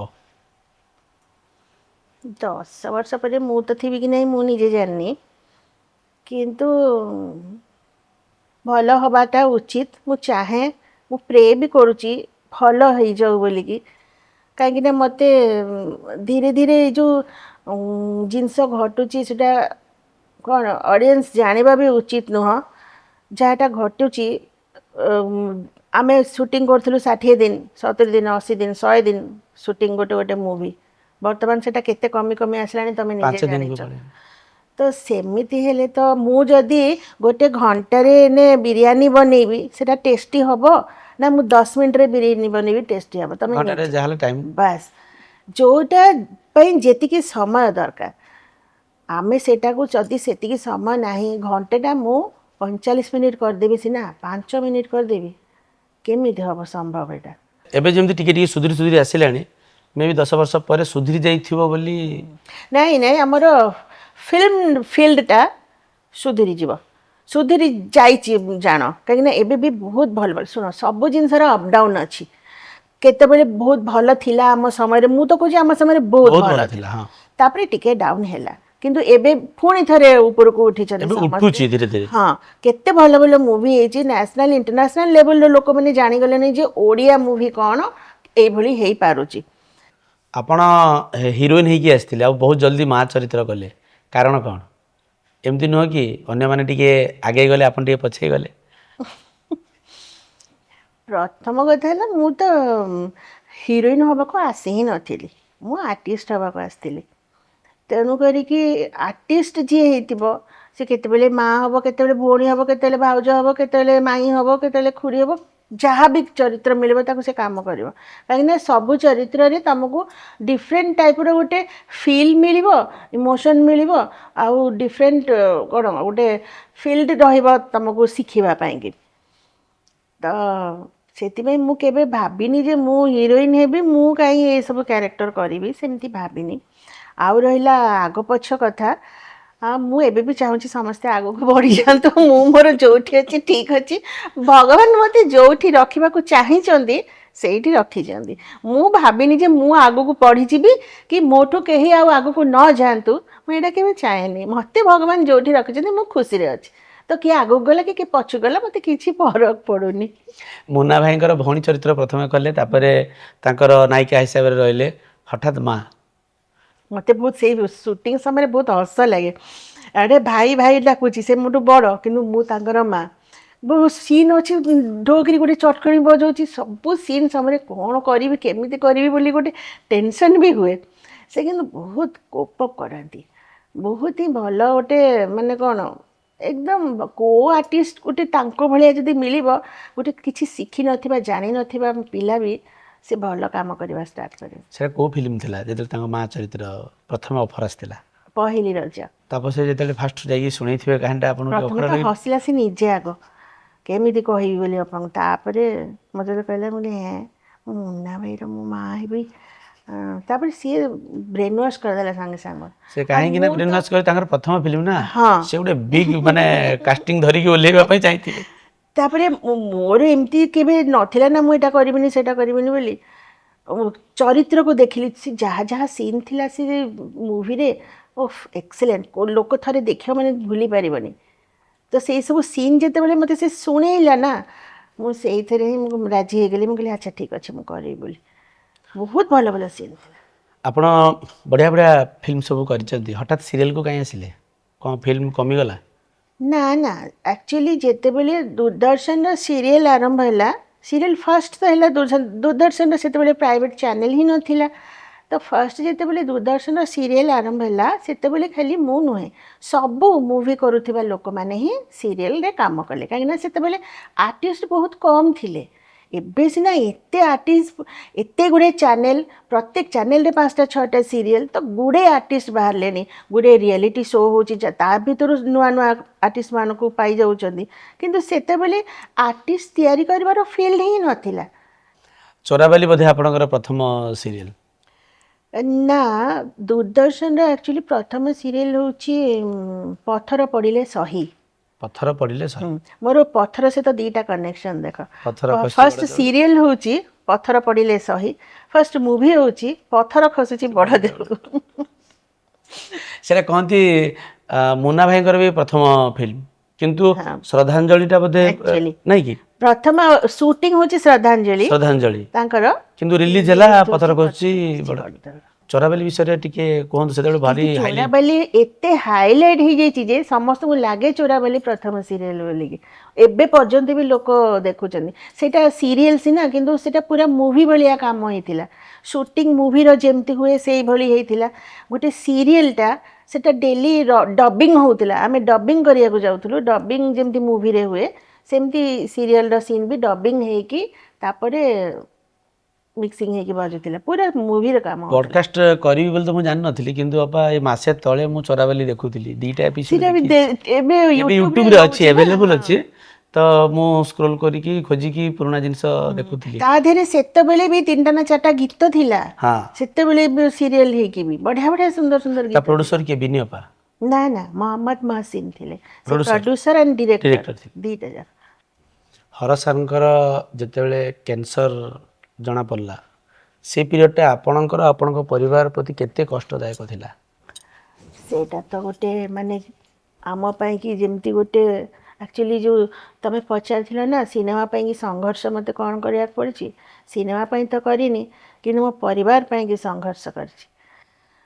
ଗୋଟେ ନୂଆ ଯୁଗ ଯେମିତି ଗୋଟେ ନୂଆ ଜୀବନ କି ବହୁତ କିଛି ଗୋଟେ ନୂଆ ଆଉ ଥରେ ଜିରୋରୁ ଆମେ ଷ୍ଟାର୍ଟ କଲୁ ଯେମିତି ସେମିତି ହେଇଗଲା ଆମର ସିଚୁଏସନ୍। ସବୁକିଛି ଧ୍ୟାନରୁ ଚାଲିଗଲା ଗୋଟିଏ ଲକ୍ଷ୍ୟ ରହିଲା କେମିତି ତାଙ୍କ ପୂର୍ବରୁ ତାଙ୍କ ଆଉ ଜଣେ ଭାଇ ବି ମାନେ ହସ୍ପିଟାଲାଇଜ୍ ଥିଲେ ତ 2 ଭାଇ କେମିତି ସୁସ୍ଥ ହେଇଯାଆନ୍ତୁ ଆମର କେବଳ ଏଣ୍ଟାୟାର ପରିବାରର ଲକ୍ଷ୍ୟ ସେଟା ରହିଲା। ତାପରେ ଓଡ଼ିଶାବାସୀ ବହୁତ ଭଲ ପାଇବା ଦେଇଛନ୍ତି ସେ ସମୟରେ ଭାଇଙ୍କୁ ସମସ୍ତେ ଦୀପ ଜାଳିଛନ୍ତି। ଏକାଠି ହେଇଯାଇଛନ୍ତି କି ଏତେ ଠାକୁରଙ୍କୁ ଡାକିଛନ୍ତି ପ୍ରୁଫ୍ କରିଦେଇଛନ୍ତି ଯେ ସେମାନେ ଆକ୍ଚୁଆଲି ମାନେ ସିଏ ହିଁ ହେଉଛନ୍ତି ଜଣେ ମହାନାୟକ ବୋଲିକି ଅଡ଼ିଏନ୍ସ ଏଟା ପ୍ରୁଭ୍ କରିଛନ୍ତି ବହୁତ ଭଲ ପାଇବା ତାଙ୍କୁ ଦେଇଛନ୍ତି। ତ ଯେଉଁଠି ଅଡ଼ିଏନ୍ସ ଏତେ କଥା କରିପାରୁଛନ୍ତି ଆମେ ଆମ ପରିବାର ଲୋକ ନିଜେ ହେଇକି କେମିତି ତାଙ୍କ ପାଖରୁ ଧ୍ୟାନଟା ହଟେଇ ପାରିବୁ ଆମର ଫୋକସ୍ କେବଳ ସେଇ ଗୋଟିଏ ଜାଗାରେ ଥିଲା। କିଏ ସୁଟ୍ କଲା କିଏ ରୋଷେଇ କଲା କିଏ ଶୋଇଲା କିଏ କ'ଣ କଲା କାହାର ଧ୍ୟାନ ନାହିଁ ଆମକୁ ବର୍ତ୍ତମାନ କ'ଣ କରିବାର ଅଛି ଏଇଆ ହିଁ ଭାବିପାରେ ମାନେ କେତେବେଳେ କେଉଁ ଡକ୍ଟରର ପାଖକୁ ଯିବାର ଅଛି କେତେବେଳେ କେଉଁ ମେଡ଼ିସିନ୍ ତାଙ୍କୁ ଦେବାର ଅଛି କେତେବେଳେ ତାଙ୍କ ବିଷୟରେ କ'ଣ ମାନେ ଆମକୁ ବୁଝାବୁଝି କରିବାର ଅଛି ଏସବୁରେ ହିଁ ସମୟ ପଳେଇଲା। ଆଉ ସିଏ ବି ସେତେବେଳେ ପୁରା ଛୋଟ ପିଲା ଭଳି ହେଇଯାଇଥିଲେ ଏତେ ବଡ଼ ଗୋଟେ ଦମ୍ଭିଲା ମଣିଷ ପୁରା ଏକଦମ ଛୋଟ ଛୁଆ ଭଳି ହେଇଯାଇଥିଲେ। ମୁଁ ଭୁଲି ଯାଇଥିଲି ଯେ ସେ ମୋର ଦେଢ଼ଶୁର ବୋଲି ଯେମିତି ମାନେ କ'ଣ ସେ ମୋର ସାନ ଭାଇ କି ସେ ମୋର ପୁଅ ସେଇଭଳି ଆମ ତାଙ୍କୁ ମାନେ ସେବା କରିବାକୁ ପଡ଼ୁଥିଲା। ଆଉ ସିଏ ବି ବହୁତ ମାନେ କ'ଣ ଜାଣିପାରୁନଥିଲେ ନା କିଛି କଥା ବେଳେବେଳେ ତ ସିଏ ବି ବହୁତ ଭଲ ପାଉଥିଲେ ଯେତେବେଳେ ଘର ଲୋକ ତାଙ୍କୁ ଚତୁର୍ଦିଗରେ ଘେରିକି ବସୁଥିଲେ ତାଙ୍କ ସହିତ କଥା ହେଉଥିଲେ ତାଙ୍କ ବିଷୟରେ ଚର୍ଚ୍ଚା ଶୁଣୁଥିଲେ ତ ସେ ସମୟରେ ସେ ବହୁତ ଖୁସି ରହୁଥିଲେ ତାଙ୍କୁ ଖୁସି ଦେବା ପାଇଁ ହିଁ ଆମେ ସବୁ କାମ ଛାଡ଼ିକି ତାଙ୍କରି ପାଖରେ ବସି ରହୁଥିଲୁ। ସେ ବି ଜାଣି ସାରିଥିଲେ ଯେ ଗୋଟେ ଏତେ ବଡ଼ ହଁ ଏତେ ବଡ଼ କଥା ପାଇଁ ସେ ସବୁ ଜାଣିଥିଲେ କିନ୍ତୁ ବହୁତ ହେଡଷ୍ଟ୍ରଙ୍ଗ ମଣିଷ ସେ ନିଜେ ପ୍ରିପେୟାର ଥିଲେ କିନ୍ତୁ ଅନ୍ୟକୁ ବି ପ୍ରିପେୟାର କରୁଥିଲେ ପ୍ରାକ୍ଟିକାଲ ରୁହ ଭାଙ୍ଗି ପଡ଼ନି କିଛି ହେବନି ସେ ସବୁବେଳେ କହୁଥିଲେ ଗୋଟିଏ ପଦ କଥା ମୋର କିଛି ହେବନି ବହୁତ ପଜିଟିଭିଟି ଥିଲା ତାଙ୍କ ଭିତରେ ଯେମିତି ମ୍ୟାନିଫେଷ୍ଟିଂ କରୁଥିଲେ ମୋର କିଛି ହେବନି ସେଇଥିପାଇଁ ସେ ଫେରି ଆସିଲେ ଏତେ ବଡ଼ ଗୋଟେ ହସ୍ପିଟାଲରୁ ଫେରି ଆସିଲେ ଭଲ ହେଇକି ସେଇଟା ତ ଯାହାର ଯେତିକି ଆୟୁଷ ସେ ଆୟୁଷ ସେ ସେତିକି ଯିବ। ଦିନ ରହିବ। କିନ୍ତୁ ଭଗବାନ ତାଙ୍କୁ ଫେରେଇ ଆଣିକି ପ୍ରୁଫ୍ କରିଦେଲେ ଯେ ସେ ଯାହା ଚାହିଁଥିଲେ ଭଗବାନ ତାଙ୍କୁ ସେୟା ଦେଲେ। ଭଗବାନ ତାଙ୍କଠୁ ମୁହଁ ଫେରେଇ ନାହାନ୍ତି। ସେ ଯୋଉ ଭଲ ହେଇକି ଫେରିଲା ପରେ ଅପା ଆଉ ଟିକେ ସତର୍କ ରହିଥାନ୍ତେ କି ଯାଇକି ହଁ ଯୋଉ ସୁଟିଂ କଲେ ନିହାତି ପୁଣି ଲେଟ୍ ନାଇଟ୍ କି ଯାହା ନିହାତି ବି ଆମ ହିସାବରେ ତ ସେୟା, କିନ୍ତୁ ତାଙ୍କ ହିସାବରେ ସେୟା ନଥିଲା। ତାଙ୍କ ହିସାବରେ ଥିଲା କି ମୁଁ ଯଦି ମୋର କର୍ମ ମାନେ କ୍ଷେତ୍ରକୁ ନ ଫେରିଲି ମୁଁ ବଞ୍ଚି ପାରିବିନି। ମୋର ପୁଣି ଥରେ ପୁନର୍ଜନ୍ମ ହେଇକି ଯେଉଁ ଫେରି ଆସିବାଟା ଭେଲୋରରୁ ଫେରିବାଟା ମୋର ଏକଦମ ବେକାର ଯିବ। ତାଙ୍କର ଚିନ୍ତାଧାରା ଏଇଆ ଥିଲା। ତାଙ୍କୁ ସିଏ ବଞ୍ଚି ରହନ୍ତୁ, ସେ ସୁସ୍ଥ ହେଇଯାଆନ୍ତୁ, ସେୟା ଭାବିକି ଆମେ ତାଙ୍କୁ ଛାଡ଼ିଲୁ। ନା ଆମେ ବି ଫିଲ୍ କରୁ ନା ସିଏ ଯଦି ଘରେ ରହିବେ ସେ ଆହୁରି ଖରାପ ହେଇଯିବେ, ସୁସ୍ଥ ହେଇପାରିବେନି। ତାଙ୍କୁ ଟିକେ ଟିକେ ହଉ ପଛେ ଛଡ଼ା ଯାଉ, ସେ ନିଜେ ନ କଲେ ବି ଯାଇକି ବସିକି ଦେଖନ୍ତୁ କେଉଁଠି କ'ଣ ସୁଟ୍ ହେଉଛି। ତାଙ୍କର ସେ ଘରେ ରହିବା ଲୋକ ହିଁ ନୁହଁ। ଆଉ ଯଦି ତାଙ୍କୁ ବନ୍ଦ କରିକି ଜିଦ୍ଦିରେ ରଖାଯାଇଥାନ୍ତା ସେ ଯେଉଁ ବି 5-7 ବର୍ଷ ବଞ୍ଚିଲେ ସେ ଆହୁରି ଆଗରୁ ଚାଲି ଯାଇଥାନ୍ତେ। ସେ ବାହାରକୁ ଯାଇପାରୁଥିଲେ ବୋଲିକି ସେ ଖୁସିରେ ସେ ଆଉ କିଛି ଦିନ ଆଗକୁ ମାଡ଼ିଗଲେ। ସେ ଏଇ ତାଙ୍କର ଯେଉଁ କର୍ମକୁ ଭଗବାନ ମାନିଥିଲେ ନା, ସେ କର୍ମ ବିନା ବଞ୍ଚି ପାରିନଥାନ୍ତେ। ସେଇଥିପାଇଁ ତ ଆମ ହିସାବରେ ଥିଲା ରେଷ୍ଟ ନିଅ, ତମେ କାହିଁକି ଏଇଟା କରିବା, କ'ଣ ଦରକାର, ଏତେ ତ କଲ, ନିଜକୁ ନେଗ୍ଲେକ୍ଟ କଲ ବୋଲି ତ ଆଜି ଏ ଅବସ୍ଥା। ଆମେ ଏଇଆ କହୁଥିଲୁ ତାଙ୍କୁ, କିନ୍ତୁ ସେଗୁଡ଼ାକ ଶୁଣୁନଥିଲେ କି ବୁଝୁନଥିଲେ। ଲାଷ୍ଟକୁ ଆମେ ହିଁ ବୁଝିଗଲୁ ଯେ ନାଇଁ ତାଙ୍କୁ ଛାଡ଼ିବାକୁ ପଡ଼ିବ, ବଞ୍ଚି ପାରିବେନି ନହେଲେ ସେ କାମ ବିନା। ଲାଷ୍ଟ ଦିନ ହର ସାର୍ କ'ଣ କହିଥିଲେ ଆପଣଙ୍କୁ ସେମିତି କିଛି? ନା ଆମେ ତ ପ୍ରାୟ ସବୁଦିନ ଯାଉ ତାଙ୍କ ସହିତ କଥା ହଉ। ଦେଖିଦେଲା ମାନେ କହିବେ କ'ଣ ପ୍ରବଚନ ଦେବାକୁ ଆସିଲା ନା ଶୁଣିବାକୁ ଆସିଲା। ସିଏ ବେଳେବେଳେ ଆମକୁ ବିଭିନ୍ନ କଥା କୁହନ୍ତି, ବେଳେବେଳେ ସେ କଥାର କିଛି ଲିଙ୍କ ନଥାଏ, କିନ୍ତୁ ବେଳେବେଳେ ବହୁତ ଗୂଢ଼ ତତ୍ତ୍ୱ କହିଦେଇ ଯାଆନ୍ତି। ଆମେ କିନ୍ତୁ ଏକାଠି ବସିକି ସବୁ ଗପସପ ହଉ। କିନ୍ତୁ ଯେଉଁଦିନ ତାଙ୍କର ଦେହ ଖରାପ ହେଲା ସେଦିନ ସନ୍ଧ୍ୟାରେ, ସକାଳେ ସେ ହସ୍ପିଟାଲ ଗଲେ, ସନ୍ଧ୍ୟାବେଳେ ଫେରି ଆସିଲେ। ତାଙ୍କର ଦେହ ଖରାପଟା ଷ୍ଟାର୍ଟ ହେଲା। ତାଙ୍କ ସହିତ ସେଇଦିନ ଆମର କାହାର ଦେଖା ସାକ୍ଷାତ ହିଁ ହେଇନି। ହସ୍ପିଟାଲରେ ଥିଲେ ତ ହସ୍ପିଟାଲ ନେଇଗଲେ। ସେ ଯେତେବେଳେ ଫେରିଲେ ଆମେମାନେ ଭାବିଲୁ ଯେ ଠିକ୍ ଅଛି ଆମେ କାମଦାମ ସାରିକି ଯାଇକି ତାଙ୍କୁ ଦେଖା କରିକି ତାଙ୍କ ପାଖରେ ରାତି କଟେଇକି ଆସିବା ବୋଲିକି। ପୁଣି ତାଙ୍କର ଦେହଟା ଏତେ ଖରାପ ହେଲା ଯେ ପୁଣି ତାଙ୍କୁ ରାତାରାତି ହସ୍ପିଟାଲ ନେବା ପାଇଁକି ଚେଷ୍ଟା କଲେ, କିନ୍ତୁ ସମସ୍ତେ କହିଲେ ଯେ ନାଇଁ ନାଇଁ, ଡକ୍ଟର ବି କହିଲେ ଯେ ନାଇଁ ତାଙ୍କୁ ଘରେ ରେଷ୍ଟ କରିବାକୁ ଦିଅନ୍ତୁ, ତାପରେ ଯଦି ବେଶୀ କିଛି ହେଲା ତାହେଲେ ସକାଳୁ ଆଣିବେ।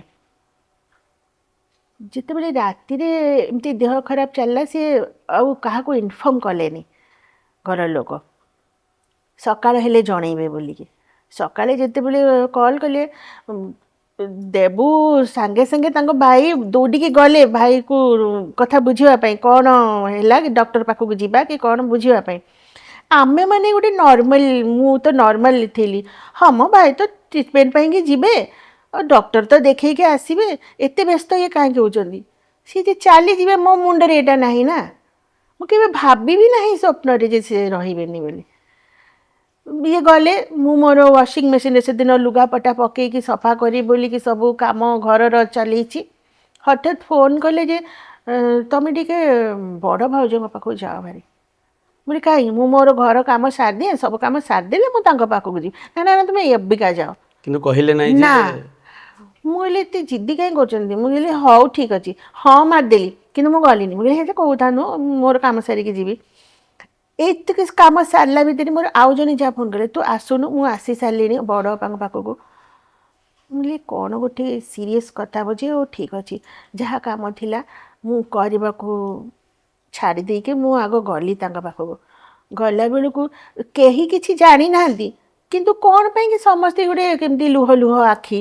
ଆରେ କ'ଣ ପାଇଁକି ଏତେ ସିରିୟସ୍, କ'ଣ ପାଇଁକି ଡକ୍ଟର କ'ଣ କିଛି କହିଛନ୍ତି କି? ନା ନାଇଁ, ତ କହି ତ ନାହାନ୍ତି କାହିଁକି ଏତେ ସିରିୟସ୍। କିନ୍ତୁ ଗୋଟେ ମନ ଭିତରେ କେମିତି ଗୋଟେ ଖାଲି ଖାଲି ଲାଗେ, ସେଇଭଳି ସେମାନଙ୍କୁ ଫିଲ୍ ହେଉଛି କ'ଣ ଗୋଟେ, ମୋ ବଡ଼ ଯାଙ୍କୁ ଫିଲ୍ ହେଉଛି କ'ଣ ଗୋଟେ ଅସୁବିଧା। ତାପରେ ହସ୍ପିଟାଲରୁ ଫୋନ୍ ଆସିଗଲା। ସେଇଥିପାଇଁ ମାନେ ସକ୍ ତ ସମସ୍ତେ ହେଲୁ, କିନ୍ତୁ ଏ କଥାଟାକୁ ବି ମନେ ପକେଇଲୁ ସେ ସବୁବେଳେ ଆମକୁ ପ୍ରିପେୟାର କରୁଥିଲେ, ଷ୍ଟ୍ରଙ୍ଗ ରୁହ, ପ୍ରାକ୍ଟିକାଲ ରୁହ, ଯେ ଏଇଟା ଗୋଟେ ଦିନ ଆସିବ, ଏହା ଆସିବ। ହବ। ଏଇଟା ମୋତେ ହେଇଛି, ଏଇଟା ପ୍ରତ୍ୟେକ, କେହି ବି ଦୁନିଆରେ ଅମର ଲଡ଼ୁ ଖାଇନାହାନ୍ତି ଯେ ବଞ୍ଚିକି ରହିବେ। ଦିନେ ନା ଦିନେ ସମସ୍ତଙ୍କୁ ଯିବାକୁ ହବ। କିନ୍ତୁ ଗୋଟେ ଆଟାଚମେଣ୍ଟ ଥିବା ଲୋକ ସହିତ ନା ମାୟାଟା ସାଙ୍ଗେ ସାଙ୍ଗେ ତୁଟେନି। ତୁଟେନି ହଁ ସେଇଟା ଗୋଟେ କଷ୍ଟଦାୟକ ମନ ଥିଲା ବହୁତ। ବୁଝେନି ଯେ ସେ ଲୋକ ନାହିଁ ମନ ବୁଝିନି। ତାପରେ କେବେ ମନ ଚାହିଁବନି ଅତି ପ୍ରିୟର ମଣିଷର ଆମେ ଏସବୁ କାମ କରୁ ବୋଲି। ମଲା ପରେ ଯେଉଁ 10 ଦିନର କାମ ଚାଲେ ସେଗୁଡ଼ାକ ବେଶୀ କଷ୍ଟ ଦିଏ ଗୋଟେ ପ୍ରିୟଜନର ଏସବୁ କାମ କରିବା ପାଇଁ। ଆଉ ସେଇଟା ଆକ୍ଚୁଆଲି ଥାଏ 10 ଦିନ ଭିତରେ ତୁମେ ଭୁଲିଯାଅ, ତାଙ୍କୁ ମୁକ୍ତି ଦିଅ, ତାର ନିୟମ ହେଉଛି ଏଇଆ। କିନ୍ତୁ ମଣିଷ ଭୁଲିବାଟା ବହୁତ କଷ୍ଟ। ସେ ଜିନିଷ ସହଜରେ ଭୁଲିବେନି। ଆମେ ତାଙ୍କ ଆତ୍ମାକୁ ମୁକ୍ତି ଦେବା ପାଇଁକି ଭୁଲିବାକୁ ଚେଷ୍ଟା କରୁ ସତ, କିନ୍ତୁ ହୁଏନି। ଅତି ପ୍ରିୟଜନ ଜଣେ ଲୋକ ସେତିକି ଭଲ ନ ପାଉଥିଲେ ସେ ତୁମ ପ୍ରିୟର କେବେ ହେବନି। ଆଉ ସିଏ ଯଦି ଛାଡ଼ିକି ଯିବ ମାନେ ତୁମକୁ କ'ଣ ତା ବିନା ରହିବାକୁ ପଡ଼ିବ। ଏଇଟା ତୁମ ମନରେ ରହିବ ଯେ ମୁଁ ତା ବିନା ରହିବି, କିନ୍ତୁ ତାକୁ ଭୁଲିକି ରହିପାରିବିନି। ଏଇଟା ହେଉଛି କଥା। ଆମେ ତାଙ୍କ ବିନା ବଞ୍ଚିଛୁ, ଏଇଟା ତାଙ୍କର ପରିବାର। ବର୍ତ୍ତମାନ ଯେଉଁ ପଟ୍ଟନାୟକ ଫ୍ୟାମିଲି ଅଛି ସେଇଟା ହେଉଛି ତାଙ୍କର ପରିବାର। ତାଙ୍କ ବିନା ଆମେ ତାଙ୍କ ପରିବାରରେ ଅଛୁ, ତାଙ୍କୁ ଭୁଲିକି ତାଙ୍କ ପରିବାରରେ ରହିପାରିବୁନି। ସେଟା ତ କେବେ ବି ହେଇପାରିବନି ଜନ୍ମରେ। ଆଉ ଗୋଟେ କଥା ଓଡ଼ିଶାର ବହୁତ ଲୋକ ଜାଣିନାହାନ୍ତି, ଦେବୁ ଭାଇ ଗୋଟେ ଅର୍ଗାନ ଡୋନେଟ୍ କରିଥିଲେ ହର ଭାଇଙ୍କୁ। ଏଇଟା ସତ ନା କ'ଣ? ଆଉ ଯଦି ସତ ତାହେଲେ କ'ଣ କେଉଁ ଅର୍ଗାନଟା ଡୋନେଟ୍ କରିଥିଲେ? ନାଇଁ, ଦେବୁ ଭାଇ ଅର୍ଗାନ ଡୋନେଟ୍ କରିଥିଲେ ସତ, କିନ୍ତୁ ହର ଭାଇଙ୍କୁ ନୁହଁ, ଆଚ୍ଛା, ତାଙ୍କ ତଳ ଭାଇଙ୍କୁ। ଯିଏ ତାଙ୍କ ସେକେଣ୍ଡ ଭାଇ, ଯିଏ ସବୁଠୁ ବଡ଼ ହେଲେ ହର ଭାଇ, ତାଙ୍କ ତଳେ ଆଉ ଜଣେ ଭାଇ। ତାଙ୍କ ବଡ଼ ଭାଇଙ୍କର ତଳେ 2ଟା ଭାଇ, ଇଏ ହେଉଛନ୍ତି ଚତୁର୍ଥ, ସବୁଠୁ ସାନ, ସବୁଠୁ ବଡ଼ ଆଉ ସବୁଠୁ ସାନ ଏ ସିନେମା ଇଣ୍ଡଷ୍ଟ୍ରିରେ। ଆଜ୍ଞା ଆଜ୍ଞା। ବାକି ମଝି 2 ଜଣ ସେମାନେ ଜବ୍ କରନ୍ତି। ସେକେଣ୍ଡ ଭାଇ ଯିଏ, ତାଙ୍କର କିଡ଼ନୀ ଟ୍ରାନ୍ସପ୍ଲାଣ୍ଟ ହେଇଥିଲା, ଯାହାଙ୍କୁ ସେ କିଡ଼ନୀ ଡୋନେଟ୍ କରିଥିଲେ। ତାମାନେ ଏଇଟା ସତ କଥା। ହଁ, ହର ଭାଇଙ୍କୁ ନୁହଁ, କିନ୍ତୁ ହର ଭାଇଙ୍କ ତଳ ଭାଇଙ୍କୁ କିଡ଼ନୀ ଡୋନେଟ୍ କରିଥିଲେ। କିଡ଼ନୀ ଖରାପ ହେଇଥିଲା ତାଙ୍କର ଯେହେତୁ, ଆଉ ଡାୟାଲିସିସ୍ରେ କିଛି ଦିନ ରହିଲେ, ତ ଡକ୍ଟର କହିଲେ ନାଇଁ ଡାୟାଲିସିସ୍ ବି ଆଉ ଧୀରେ ଧୀରେ କାମ କରିବନି, କିଡ଼ନୀ ଟ୍ରାନ୍ସପ୍ଲାଣ୍ଟ କରିବାକୁ ପଡ଼ିବ। କିନ୍ତୁ ଟ୍ରାନ୍ସପ୍ଲାଣ୍ଟେସନ୍ ପାଇଁକି ବ୍ଲଡ଼ ରିଲେଟେଡ଼୍ ହେବା ନିହାତି ଦରକାର।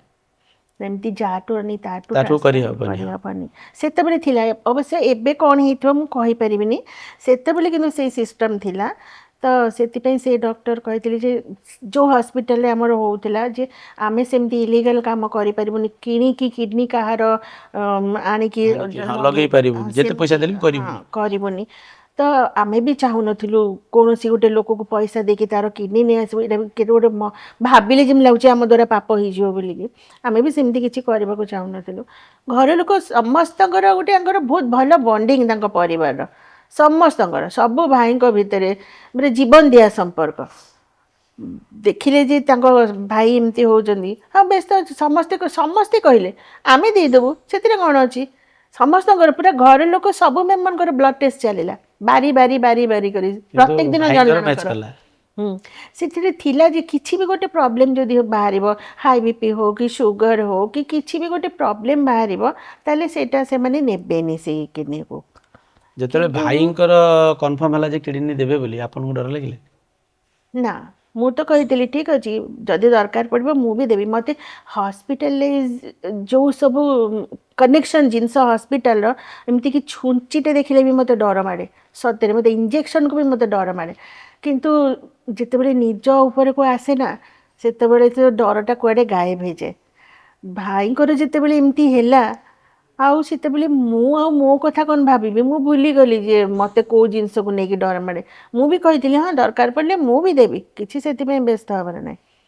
ମୋର ଟେଷ୍ଟ ହେଇନଥିଲା, ଆଙ୍କ ପରେ ବୋଧେ ମୋର ପାଳି ପଡ଼ିଥାନ୍ତା, ବଡ଼ରୁ ସାନ କ୍ରମେ ହେଇ ଆସୁଥିଲା ସମସ୍ତଙ୍କର ପରେ। ଆଙ୍କର ଗୋଟେ ଲୋକ ଯେମିତି ଭଗବାନ ଚାହୁଁଥିଲେ, ଯେମିତି ସଜାଡ଼ିକି ରଖିଛନ୍ତି, ଆଙ୍କୁ ଜନ୍ମ ଦେଇଛନ୍ତି, ତୁ ତୋ ବଡ଼ ଭାଇ ପାଇଁ କାମରେ ଆସିବୁ। ରିପୋର୍ଟର 1ରୁ ଲାଷ୍ଟ ପର୍ଯ୍ୟନ୍ତ ଗୋଟେ ନାଲି ଗାର ତୁମେ ପାଇବନି, କେଉଁଠି କିଛି ଅସୁବିଧା ନାହିଁ, ସବୁ ପରଫେକ୍ଟ। ଡକ୍ଟର ବି ଦେଖିକି ଆଶ୍ଚର୍ଯ୍ୟ, ଏମିତି କେମିତି, ଆପଣ କ'ଣ କେବେ ବି ସିଗାରେଟ୍ ଖାଉନାହାନ୍ତି, ଆପଣ କ'ଣ କେବେ ବି ଡ୍ରିଙ୍କସ୍ କରିନାହାନ୍ତି, ସବୁ ପଚାରିଲେ କେମିତି ରିପୋର୍ଟ ଏମିତି ଆସୁଛି। ଏ ସତରେ କିନ୍ତୁ କେବେ ଡ୍ରିଙ୍କସ୍ କରନ୍ତିନି, ସ୍ମୋକ୍ କରୁଥିବେ ମଝିରେ ମଝିରେ, ମୁଁ ଏତେ ଡିଟେଲ୍ସ କହିପାରିବିନି, କିନ୍ତୁ ଡ୍ରିଙ୍କସ୍ କେବେ କରନ୍ତିନି ଏଇଟା ମୁଁ ଜାଣିଛି। ସେଥିପାଇଁ ବୋଧହୁଏ ରିପୋର୍ଟ ତାଙ୍କର ଠିକ୍ ଠାକ୍ ଆସିଲା। ଯେଉଁ ଭାଇଙ୍କୁ ହେଇଥିଲା ଆଶ୍ଚର୍ଯ୍ୟ କଥା, ସେଇ ଭାଇ ବି କେବେ ଡ୍ରିଙ୍କସ୍ କରନ୍ତିନି। କ'ଣ ପାଇଁ ଏମିତି ହେଲା ସେଇଟା ତ ସେଟା କହିହେବନି। କହିହେବନି। ଆମେ କହନ୍ତି ନା ଏଇଆ ଖାଇଦେଲେ ସେୟା ଖାଇଦେଲେ ଏଇଆ ହେବ, ବେଳେବେଳେ ନ ଖାଉଥିବା ଲୋକଙ୍କୁ ବି ସେୟା ହେଇଯାଏ। ଡର କଥା ଯେଉଁ ତମେ କହୁଛ, ଡର ମୋତେ ମାଡ଼ି ନଥିଲା। ଭାଇଙ୍କୁ ପୁରା ହୋଲ୍ ଫ୍ୟାମିଲି ପଳେଇଥିଲେ ଭାଇଙ୍କୁ ନେଇକି ଦିଲ୍ଲୀରେ ଟ୍ରାନ୍ସପ୍ଲାଣ୍ଟ ହେବ ବୋଲି। ମୁଁ ଏକା ରହିଥିଲି କାହିଁକିନା ମୋର ସେତେବେଳେ ସୁଟ୍ ଚାଲିଥିଲା। ମୁଁ ଆଉ ମୋ ଝିଅଟା ଛୋଟ ଥିଲା। ମୋର ଗୋଟେ ମୁଭି ସୁଟ୍ ଚାଲିଥିଲା, ଅଧା ବାକି ଥିଲା। ମୁଁ ତ ଛାଡ଼ି ଦେଇକି ଯାଇପାରିବିନି। କମ୍ପ୍ଲିଟ୍ ହେଲେ ଅପରେସନ୍ ପୂର୍ବରୁ ଯିବି ବୋଲିକି କାମ ଜଲ୍ଦି ସାରୁଥିଲି।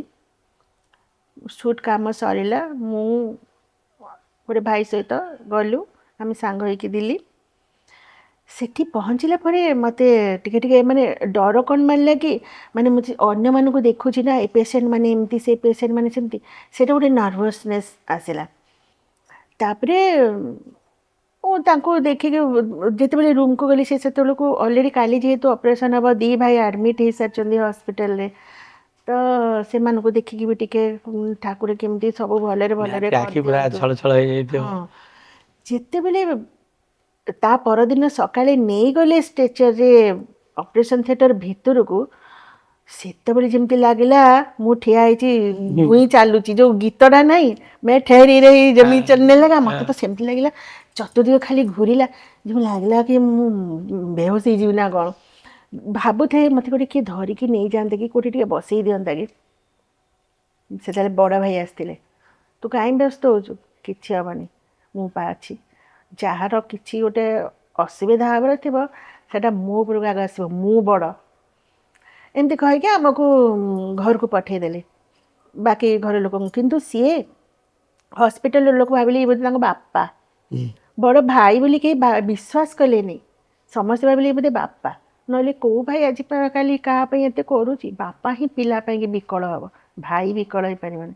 କିନ୍ତୁ ଗୋଟେ ପ୍ରୁଫ୍ କରିଦେଲେ ସେମାନେ, ପୁରା ମାନେ ଭାଇମାନଙ୍କର ବଣ୍ଡିଂ ଏତେ ଭଲ, ପ୍ରୁଫ୍ କରିଦେଲେ ଯେ ବାପା ମା' ଖାଲି ନୁହେଁ, ସମସ୍ତେ ଭାଇ ଭଉଣୀଙ୍କର ବି ରକ୍ତ ଯେହେତୁ ସମାନ, ବିକଳତା ରହିବ। ଅବା ସବୁ ଡିରେକ୍ଟରଙ୍କ ଭଳି ଦେବୁ ଭାଇ ଯେଉଁ ଜାଗାରେ ପହଞ୍ଚିବା କଥା ସେ ଜାଗାରେ ପହଞ୍ଚି ପାରିନାହାନ୍ତି। କ'ଣ ହେଇଥିବ କାରଣ ବୋଲି ଆପଣ ଭାବୁଛନ୍ତି? ମୁଁ ତ ଭାବୁନି, କାହିଁକିନା ମୁଁ ତ ସବୁବେଳେ ଭାବେ ଯେ ଭଗବାନ ଯାହାକୁ ଯେଉଁଠି ରଖିବାକୁ ଚାହିଁବେ ସେ ସେଇଠି ରଖିବେ। ଆମେ ଆଗକୁ ବଢ଼ିବାକୁ ଚେଷ୍ଟା କରୁ, କିନ୍ତୁ ବେଳେବେଳେ ସକ୍ସେସଫୁଲ୍ ହଉ, ବେଳେବେଳେ ହେଉନା। ହୁଏତ ତାଙ୍କର ଜାଗା ସେତିକି ହିଁ ଥିଲା, ଭଗବାନ ସେଥିପାଇଁ ତାଙ୍କୁ ସେଠି ରଖିଛନ୍ତି। କିମ୍ବା ହୁଏତ ସେ ତାଙ୍କ ପରିବାରକୁ ଅଧିକା ସମୟ ଦେବାଟା ସେତେବେଳେ ଜରୁରୀ ଥିଲା, ଭାଇମାନଙ୍କୁ ସମୟ ଦେବାଟା ଜରୁରୀ ଥିଲା। ଯେଉଁଥିପାଇଁ ସେ ଯଦି ସମୟ ନ ଦେଇଥାନ୍ତେ, କର୍ମକୁ ଦେଖିଥାନ୍ତେ, ତାଙ୍କର ପ୍ରଫେସନକୁ ଦେଖିଥାନ୍ତେ, ଏପଟେ ସମୟ ଦେଇପାରିନଥାନ୍ତେ। ସେ ବୋଧେ ଚୁଜ୍ କରିଥିବେ, ନାଇଁ ମୋତେ ମୋ ଫ୍ୟାମିଲି ପଛରେ ଆଗ ଦରକାର, ପଛରେ ମୋ ପ୍ରଫେସନ୍। ସେଥିପାଇଁ ବୋଧହୁଏ ସେତିକି କମ୍ରେ ମାନେ ସେଇ ଜାଗାରେ ଅଛନ୍ତି। କିନ୍ତୁ ମୁଁ କେବେ ଭାବିନି ଯେ ସିଏ ଆଗକୁ ଆହୁରି ଯାଇପାରିଥାନ୍ତେ, ଗଲେନି କି। ସେ ତ ଏବେ ବି କାମ କରୁଛନ୍ତି। ଯେହେତୁ 2ଟା ଫିଲ୍ଡରେ କାମ କରୁଥିଲେ, ତାଙ୍କୁ ସେଇଟା ଗୋଟେ ସପୋର୍ଟ ହେଇଯାଇଛି। ଡିରେକ୍ସନ୍ ବି କାମ କରୁଥିଲେ, ଆକ୍ଟିଂରେ ବି କାମ କରୁଥିଲେ। ବର୍ତ୍ତମାନ ସେ କେବଳ ଆକ୍ଟିଂରେ କାମ କରୁଛନ୍ତି। ତାପରେ ସିଷ୍ଟମ୍ ଯେମିତି ହେଇଯାଇଛି, ଆମେ ଫ୍ୟାମିଲି ଲୋକ ବି ଚାହିଁଲୁନୁ ଯେ ନାଇଁ ତୁମେ daily late night whole night shoot କରିକି ଘରକୁ ଆସିବା ଦରକାର ନାହିଁ।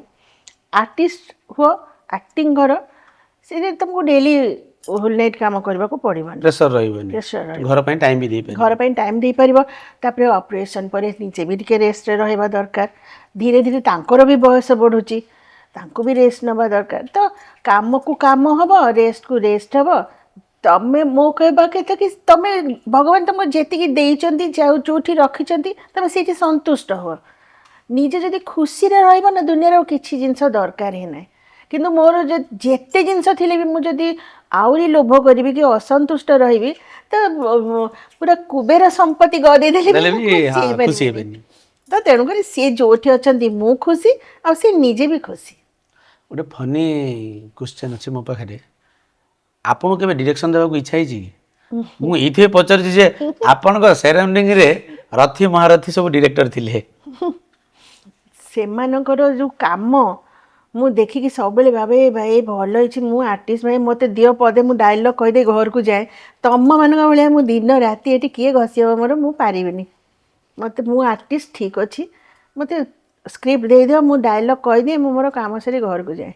କିନ୍ତୁ ଡିରେକ୍ଟର ତ ଆମୂଳ ଚୂଳ ସବୁ ଦାୟିତ୍ୱ ସେ ନେବ, ସଭା ଶେଷରେ ଘରକୁ ଯିବ, ଦୀପ ସରୁ ଲଗେଇବେ, ପ୍ରଥମେ ଦୀପ ଘରକୁ ଲିଭେଇକି ଆସିବ। ଯିବେ ଘରକୁ। ବାସ୍, ତ ମୁଁ ସେଇଟା ହେବାକୁ କେବେ ଇଚ୍ଛା ହିଁ କରିନି। ବର୍ତ୍ତମାନ ଯୁବପିଢ଼ିରେ ଯେଉଁ ସବୁ ହିରୋ ଅଛନ୍ତି, କାହା ଅଭିନୟଟା ଆପଣଙ୍କୁ ସବୁଠୁ ଭଲ ଲାଗେ? ସେମିତି କିଛି ନାହିଁ, ମୁଁ ପ୍ରାୟତଃ ସମସ୍ତଙ୍କ ସହିତ କାମ କରିସାରିଛି, କିନ୍ତୁ ଏବେ କିଛିଟା ନୂଆ ଆହୁରି ବି ବାହାରିଲେଣି ଯେଉଁମାନଙ୍କ ସହିତ ମୁଁ କାମ କରିବି ନାହିଁ। କିନ୍ତୁ ଗୋଟେ ଦର୍ଶକ ହିସାବରେ କହିବି ଯେ ସମସ୍ତଙ୍କ କାମ ଭଲ ଲାଗୁଛି। ଆଉ ଯଦି ଗୋଟେ ଆର୍ଟିଷ୍ଟ ହିସାବରେ କହିବି, କାହାକୁ ମୁଁ ଖରାପ ଆକ୍ଟର ବୋଲି କହିବାକୁ ଚାହେଁନି, କାହିଁକିନା ମୁଁ ବି ଦିନେ କିଛି ଜାଣିନଥିଲି। ନାଇଁ ଆମେ ମାନେ କଣ୍ଟ୍ରୋଭର୍ସିଆଲ କଥା ନୁହଁ ଏଇଟା, ହଁ ଖାଲି ଗୋଟେ ଭିଉଅର୍ସ ହିସାବରେ ଆମେ ଜାଣିବାକୁ ଚାହୁଁଛୁ ମୋତେ କାହାର ଅଭିନୟଟା ଭଲ ଲାଗେ। ନାଇଁ ମୋତେ ଆକ୍ଚୁଆଲି ସମସ୍ତଙ୍କ ଅଭିନୟ ଭଲ ଲାଗେ। ହଁ ବେଳେବେଳେ କେଉଁ ଗୋଟେ ସିନ୍ରେ ମୁଁ ଭାବିପାରୁଥିବି ହୁଏତ ଏଇଟାକୁ ଆଉ ଟିକେ ସେ ଚାହିଁଥିଲେ ବେଟର୍ କରିପାରିଥାନ୍ତେ, କିନ୍ତୁ ମୋତେ ଏମିତି ନାହିଁ ଯେ ଗୋଟେ ହିରୋ କେବେ ଏଇଟା ବେକାର, ମୁଁ ଏମିତି କେବେ ଭାବେନି, କାହିଁକିନା ମୁଁ ନିଜେ ଜାଣିଛି ଅଭିନୟ କରିବାଟା କେତେ କଷ୍ଟ। ଯଦି ଆପଣଙ୍କୁ ଗୋଟେ ପୋଷ୍ଟ ଦିଆଯିବ ଆଉ କୁହାଯିବ କି ଇଣ୍ଡଷ୍ଟ୍ରିରୁ ଆପଣ ୟାକୁ ହଟେଇ ଦିଅନ୍ତୁ, ଯେଉଁଟା ଭଲ ଲାଗୁନାହିଁ, ତ ଆପଣ କେଉଁଟା ହଟେଇବେ? କେଉଁଟା ଆପଣଙ୍କୁ ବର୍ତ୍ତମାନ ଇଣ୍ଡଷ୍ଟ୍ରିରେ ଭଲ ଲାଗୁନି ଯାହାକୁ ଆପଣ ହଟେଇବାକୁ ଚାହିଁବେ ଗୋଟେ ପୋଷ୍ଟ ଦେଲା ପରେ?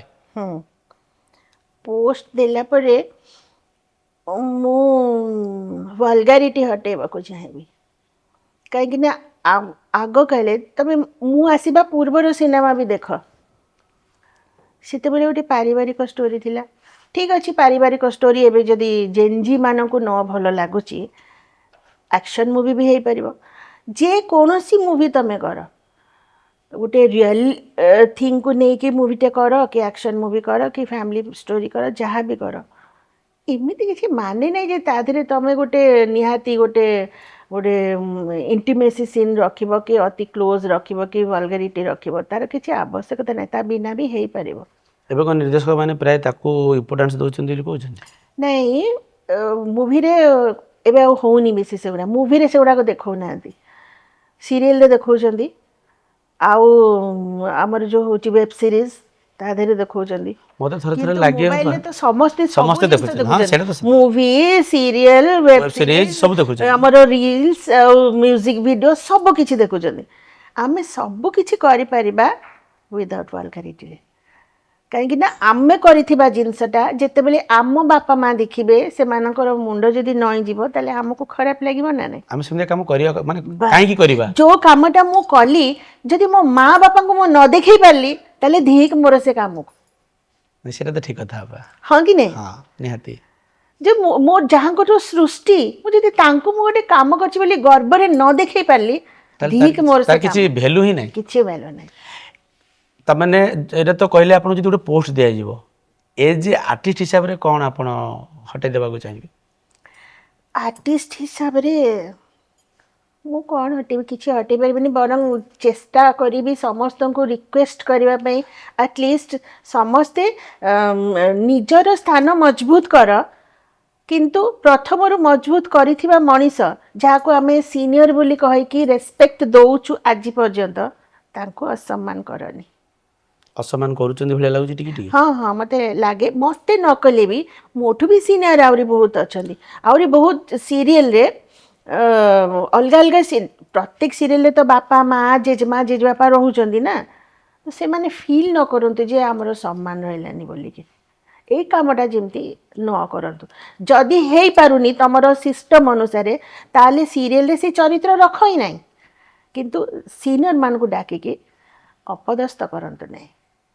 ଏମିତି କେବେ ହେଇଛି ହଠାତ୍ ରାଗିଗଲେ ଆଉ ମେକଅପ୍ ପଛିକି ପଳେଇଲେ? ନା, ମୁଁ ରାଗିଲେ ବି କହେ ମୁଁ ପଳେଇବି ଆଉ କରିବିନି, କିନ୍ତୁ ମୁଁ ଫିଲ୍ଡରୁ ଏଇ ଲାଇନଟା ତ ମୋତେ ବହୁତ ଥର କହିଛନ୍ତି। ହଁ ହଁ, ପଳେଇବି ସବୁ। ମୁଁ ସମସ୍ତଙ୍କୁ କହେ, ମୋର ଗୋଟେ ଆକ୍ଚୁଆଲି ମାନେ ମୋର ଗୋଟେ ବହୁତ ମାଇନସ୍ ପଏଣ୍ଟ, ମୁଁ ନିଜେ ମାନୁଛି, ମୋର କମିଟମେଣ୍ଟଟା ହେଉଛି ମୋର ଯେମିତି ଗୋଟେ ଲକ୍ଷ୍ୟ, ମୋତେ ସେଇଟା ବେଳେ ବେଳେ ଭୁଲ ଲାଗେ। ମୁଁ ଯଦି ବି କହିଦେଇଛି ଭୁଲିଯିବା କଥା ମୁଁ କହିଦେଇଛି ବୋଲିକି, କାହିଁକିନା ସେ ସାମ୍ନା ଲୋକଟା ତ ମନେ ରଖୁନି ନା, ମୁଁ କହିଲେ କ'ଣ ହେବ। କିନ୍ତୁ ମୋର ହେଉଛି ମୁଁ ଯଦି କମିଟମେଣ୍ଟ କରିଛି ମୁଁ 10ଟାରେ ଯିବି ମାନେ ମୁଁ 10ଟାରେ ଯିବି, ତୁ କାହିଁ ମୋତେ ଛାଡ଼ିବୁନୁ।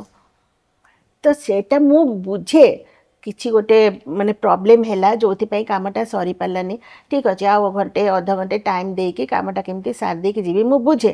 କିନ୍ତୁ ତା ଭିତରେ ବି ମୁଁ କହି ଚାଲିଥାଏ ମୁଁ ପଳେଇବି, ମୁଁ ରହିବିନି, ମୁଁ କରିବିନି, ମୁଁ ପଳେଇବି, ଏମିତି କହେ କେବଳ ତାଙ୍କୁ ଡରାଇବା ପାଇଁ। କିନ୍ତୁ ମୁଁ ମେକଅପ୍ ପୋଛି ଦେଇକି ସେଟ୍ରୁ କେବେ ବି ଯାଏନି। ଦେବୁ ଭାଇଙ୍କ ସହିତ କେବେ ଝଗଡ଼ା ହେଇଛି, ମାନେ ସିରିୟସ୍ ଝଗଡ଼ା, ଯେ ନା ଆଉ ମୁଁ ରହିବିନି, ସରିଗଲା ସମ୍ପର୍କ, ବହୁତ ହେଇଗଲା, ଏମିତି କେବେ? ନା, ମୁଁ ସେଇଟା ଭାବି ବି ପାରିବିନି, କାହିଁକିନା ମୋର ତ ଭାବନାଟା ହେଉଛି ଯେ ମୁଁ ତାଙ୍କ ବିନା ବଞ୍ଚିପାରିବିନି। ସେ ଯଦି କିଛି କହି ତ ନାହାନ୍ତି ଆଜି ପର୍ଯ୍ୟନ୍ତ ସେମିତି, ଯଦି କେବେ କିଛି କହିବି ଦେଲେ ତାହେଲେ ମୁଁ ପୁରା ମାନେ କ'ଣ, ସେ ମୋର ଗୋଟେ ପିରିୟଡ଼ରେ ଏତେ ସେବା କରିଛନ୍ତି ଯେ ମୁଁ ଠାକୁରଙ୍କ ପାଖରେ ଶପଥ ନେଇଛି ତାଙ୍କର, ଆମର ବାହାଘର ବେଳେ ଯେଉଁ କହନ୍ତିନି 10 ଦୋଷ କ୍ଷମା କରିଦେବି ବୋଲି, ମୁଁ ତାଙ୍କର 100 ଦୋଷ କ୍ଷମା କରିବି। ସେ ମୋର ଏତେ ସେବା କରିଛନ୍ତି। ମୋତେ ଚିକେନ୍ ପକ୍ସ ହେଇଥିଲା ସେ ସମୟରେ ସେ ମୋର ଏତେ ସେବା କରିଛନ୍ତି, ମାନେ ବହୁତ ଜୋର ହେଇଥିଲା, ମୁଁ ବେଡ଼୍ରୁ ଉଠି ପାରୁନଥିଲି। ମାନେ ସତେ ଯେମିତି ସେ ଡକ୍ଟର କି ନର୍ସ କି କିଛି ଗୋଟେ ଭଗବାନ ପଠେଇଛନ୍ତି ଆସିକି ମୋର ସେବା କରୁଛନ୍ତି। ମାନିଗଲି ମୁଁ ତାଙ୍କୁ, ତାଙ୍କର ଧୈର୍ଯ୍ୟକୁ। ସେଇଦିନ ମୁଁ ଠାକୁରଙ୍କୁ କହିଲି ପ୍ରଭୁ ମୁଁ ତାଙ୍କର 10 ଦୋଷ ନୁହଁ, ମୁଁ ତାଙ୍କର 100 ଦୋଷ କ୍ଷମା କରିବି। ଆଉ ତାଙ୍କୁ ଛାଡ଼ିକି ଯିବାର ତ ପ୍ରଶ୍ନ ହିଁ ଉଠୁନି। ଲାଇଫ୍କୁ ନେଇକି କେତେ ସିରିୟସ୍ ଅଛନ୍ତି? ମୁଁ ଜମା ସିରିୟସ୍ ନୁହେଁ। ମୁଁ ଭଲରେ ବୁଝିଛି ମଣିଷ ଆଜି ଅଛି, ଏବେ ଅଛି, ଆଜି ନୁହଁ ଏବେ ଅଛି, ମୁହୂର୍ତ୍ତ ପରେ ବି ନଥାଇପାରେ। କାହିଁକିନା ମୁଁ ନିଜେ ବି ଦେଖିଛି ସେମିତି କିଛିଟା ଇନସିଡେଣ୍ଟ। ତ ମୁଁ କେବେ ସେଥିପାଇଁ ସ୍ୱପ୍ନ ଦେଖେନି ଯେ ମୁଁ ଏଇଆ କରିବି, ମୁଁ ସେଇଆ କରିବି, ନାଇଁ ବର୍ତ୍ତମାନ ମୁଁ କ'ଣ କରିପାରିବି, ମୁଁ ସବୁବେଳେ ଏହା ଭାବେ ମୁଁ ବର୍ତ୍ତମାନ କ'ଣ କରିପାରିବି, କ'ଣ କରିବା ଉଚିତ। ହଁ, ଏମିତି ଭାବେ ଯେ ଆଗକୁ ମୋର ଏଇଆ ମୋ ପରିବାରର ଏଇଆ ହେବା ଉଚିତ, ସେଥିପାଇଁକି ମୁଁ କିଛି ଗୋଟେ ବ୍ୟବସ୍ଥା କରିଦେଇଥିବା ଦରକାର, କାଳେ ମୁଁ ନଥିବି ଏଇଟା ଭାବେ। କିନ୍ତୁ ମୁଁ ନିଜେ ଭବିଷ୍ୟତକୁ ନେଇକି ମୋର କିଛି ବେଶୀ ମାନେ କ'ଣ ଏମିତି ପ୍ଲାନିଂ ନଥାଏ, କେବେ କରେନି। ଯାହା ହଉ, ବର୍ତ୍ତମାନ ଆମର ଶେଷ ପ୍ରଶ୍ନ ରହିବ ଆପଣଙ୍କୁ। ଏମିତି କିଛି ପ୍ରଶ୍ନ ଆପଣଙ୍କ ମନରେ ଅଛି କି, ଏମିତି କିଛି କଥା, ପ୍ରଶ୍ନ ତ ନୁହଁ କଥା, ଯାହା କେବେ କେଉଁଠି କହିନାହାନ୍ତି ଆଉ ଏଇ ପଡ଼କାଷ୍ଟରେ କହିବେ, ଯାହା ସାରା ଓଡ଼ିଶା ଶୁଣିବେ? ମୁଁ ତ କହିସାରିଲିଣି, ଏ ପଡ଼କାଷ୍ଟରେ କହିବି ନୁହଁ, କହିସାରିଲିଣି ଏତେ ଗୁଡ଼ିଏ କଥା। ମୁଁ ତ, ତମେ ନିଜେ ଜାଣିଛ ମୁଁ କେତେ ଦିନ ପରେ ଗୋଟେ ଦର୍ଶକଙ୍କୁ ସାଙ୍ଗରେ କଥା ହେବାକୁ ଆସିଲି, ଦର୍ଶକଙ୍କୁ ମୋ ବିଷୟରେ ଜଣେଇବାକୁ ଆସିଲି। ତ କେତେ ଗୁଡ଼ିଏ କଥା ଥିଲା, ସବୁ କହିଦେଲି। ଅବିକା ମୋତେ ଆଉ ଯିଏ ଯଦି କିଛି ଅଲଗା କଥା ପଚାରିବେ, କ'ଣ ପଚାରିବେ ମୁଁ ସେଇଆ ଭାବୁଛି। ତମେ ତ ସବୁ ପଚାରି ସାରିଲଣି, ମୁଁ ବହୁତ କିଛି କଥା କହିସାରିଲିଣି, କିଛି ନାହିଁ। ବାସ୍ ସମସ୍ତେ ମୋ ବିଷୟରେ ଜାଣିଲେ, ଏତେ କଥା ମୋର ଥିଲା ଲୋକ ଜାଣୁନଥିଲେ, ମୁଁ ଜଣେଇବାକୁ ବି ଚାହୁଁନଥିଲି। ଗୋଟେ ଦୃଷ୍ଟିରେ ବି ଭଲ, ହଁ ଜାଣନ୍ତୁ। ଯେଉଁଟା ଆମେ ତଳେ କଥା ହେଉଥିଲେ ଯେ କିଛି ଜିନିଷ ମୋତେ ଆକ୍ଚୁଆଲି ଟିକେ ମୁଁ ଭିତରେ ରହିବାକୁ ପସନ୍ଦ କରେ, ମୁଁ ଏତେ ଓପନ୍ ଅପ୍ ହେବାକୁ ଏତେଟା ଇଚ୍ଛା ଲାଗେନି ମୋତେ। କାହିଁକିନା ମୁଁ ତ ଖୁସିରେ ଅଛି, ମୋତେ ମୁଁ ଅନ୍ୟମାନଙ୍କୁ ମୋ ଖୁସିଟା ଦେଖେଇବାଟା ଜରୁରୀ ସେଇଟା ମୁଁ କେବେ ଭାବେନି। ମୁଁ ତ ଖୁସିରେ ଅଛି, ଆଉ କ'ଣ ଅନ୍ୟମାନେ ଦେଖିଲେ ମୋର ପ୍ରଶଂସା କଲେ ହିଁ ମୁଁ ଖୁସି ହେବି, ନହେଲେ କ'ଣ ହେଇପାରିବିନି। ମୁଁ ଏଇଆ ହିଁ ଭାବେ, ସେଥିପାଇଁ ଟିକେ ବେଶୀ ଲୋକଲୋଚନକୁ ଆସିବାକୁ ଚାହେଁନି ଆଉ। ଯାହା ବି ହବ, ବହୁତ ବହୁତ ଧନ୍ୟବାଦ ଆପଣଙ୍କୁ, କାହିଁକିନା ଏତେ ବିଜି ସିଡ୍ୟୁଲ୍ ଭିତରେ ବି ଆମକୁ ଟାଇମ୍ ଦେଲେ, ମୋ ରିକ୍ୱେଷ୍ଟ ରକ୍ଷା କରି ଆପଣ ଆସିଲେ, ସେଇଥିପାଇଁ ଆପଣଙ୍କୁ ବହୁତ ବହୁତ ଧନ୍ୟବାଦ। Thank you.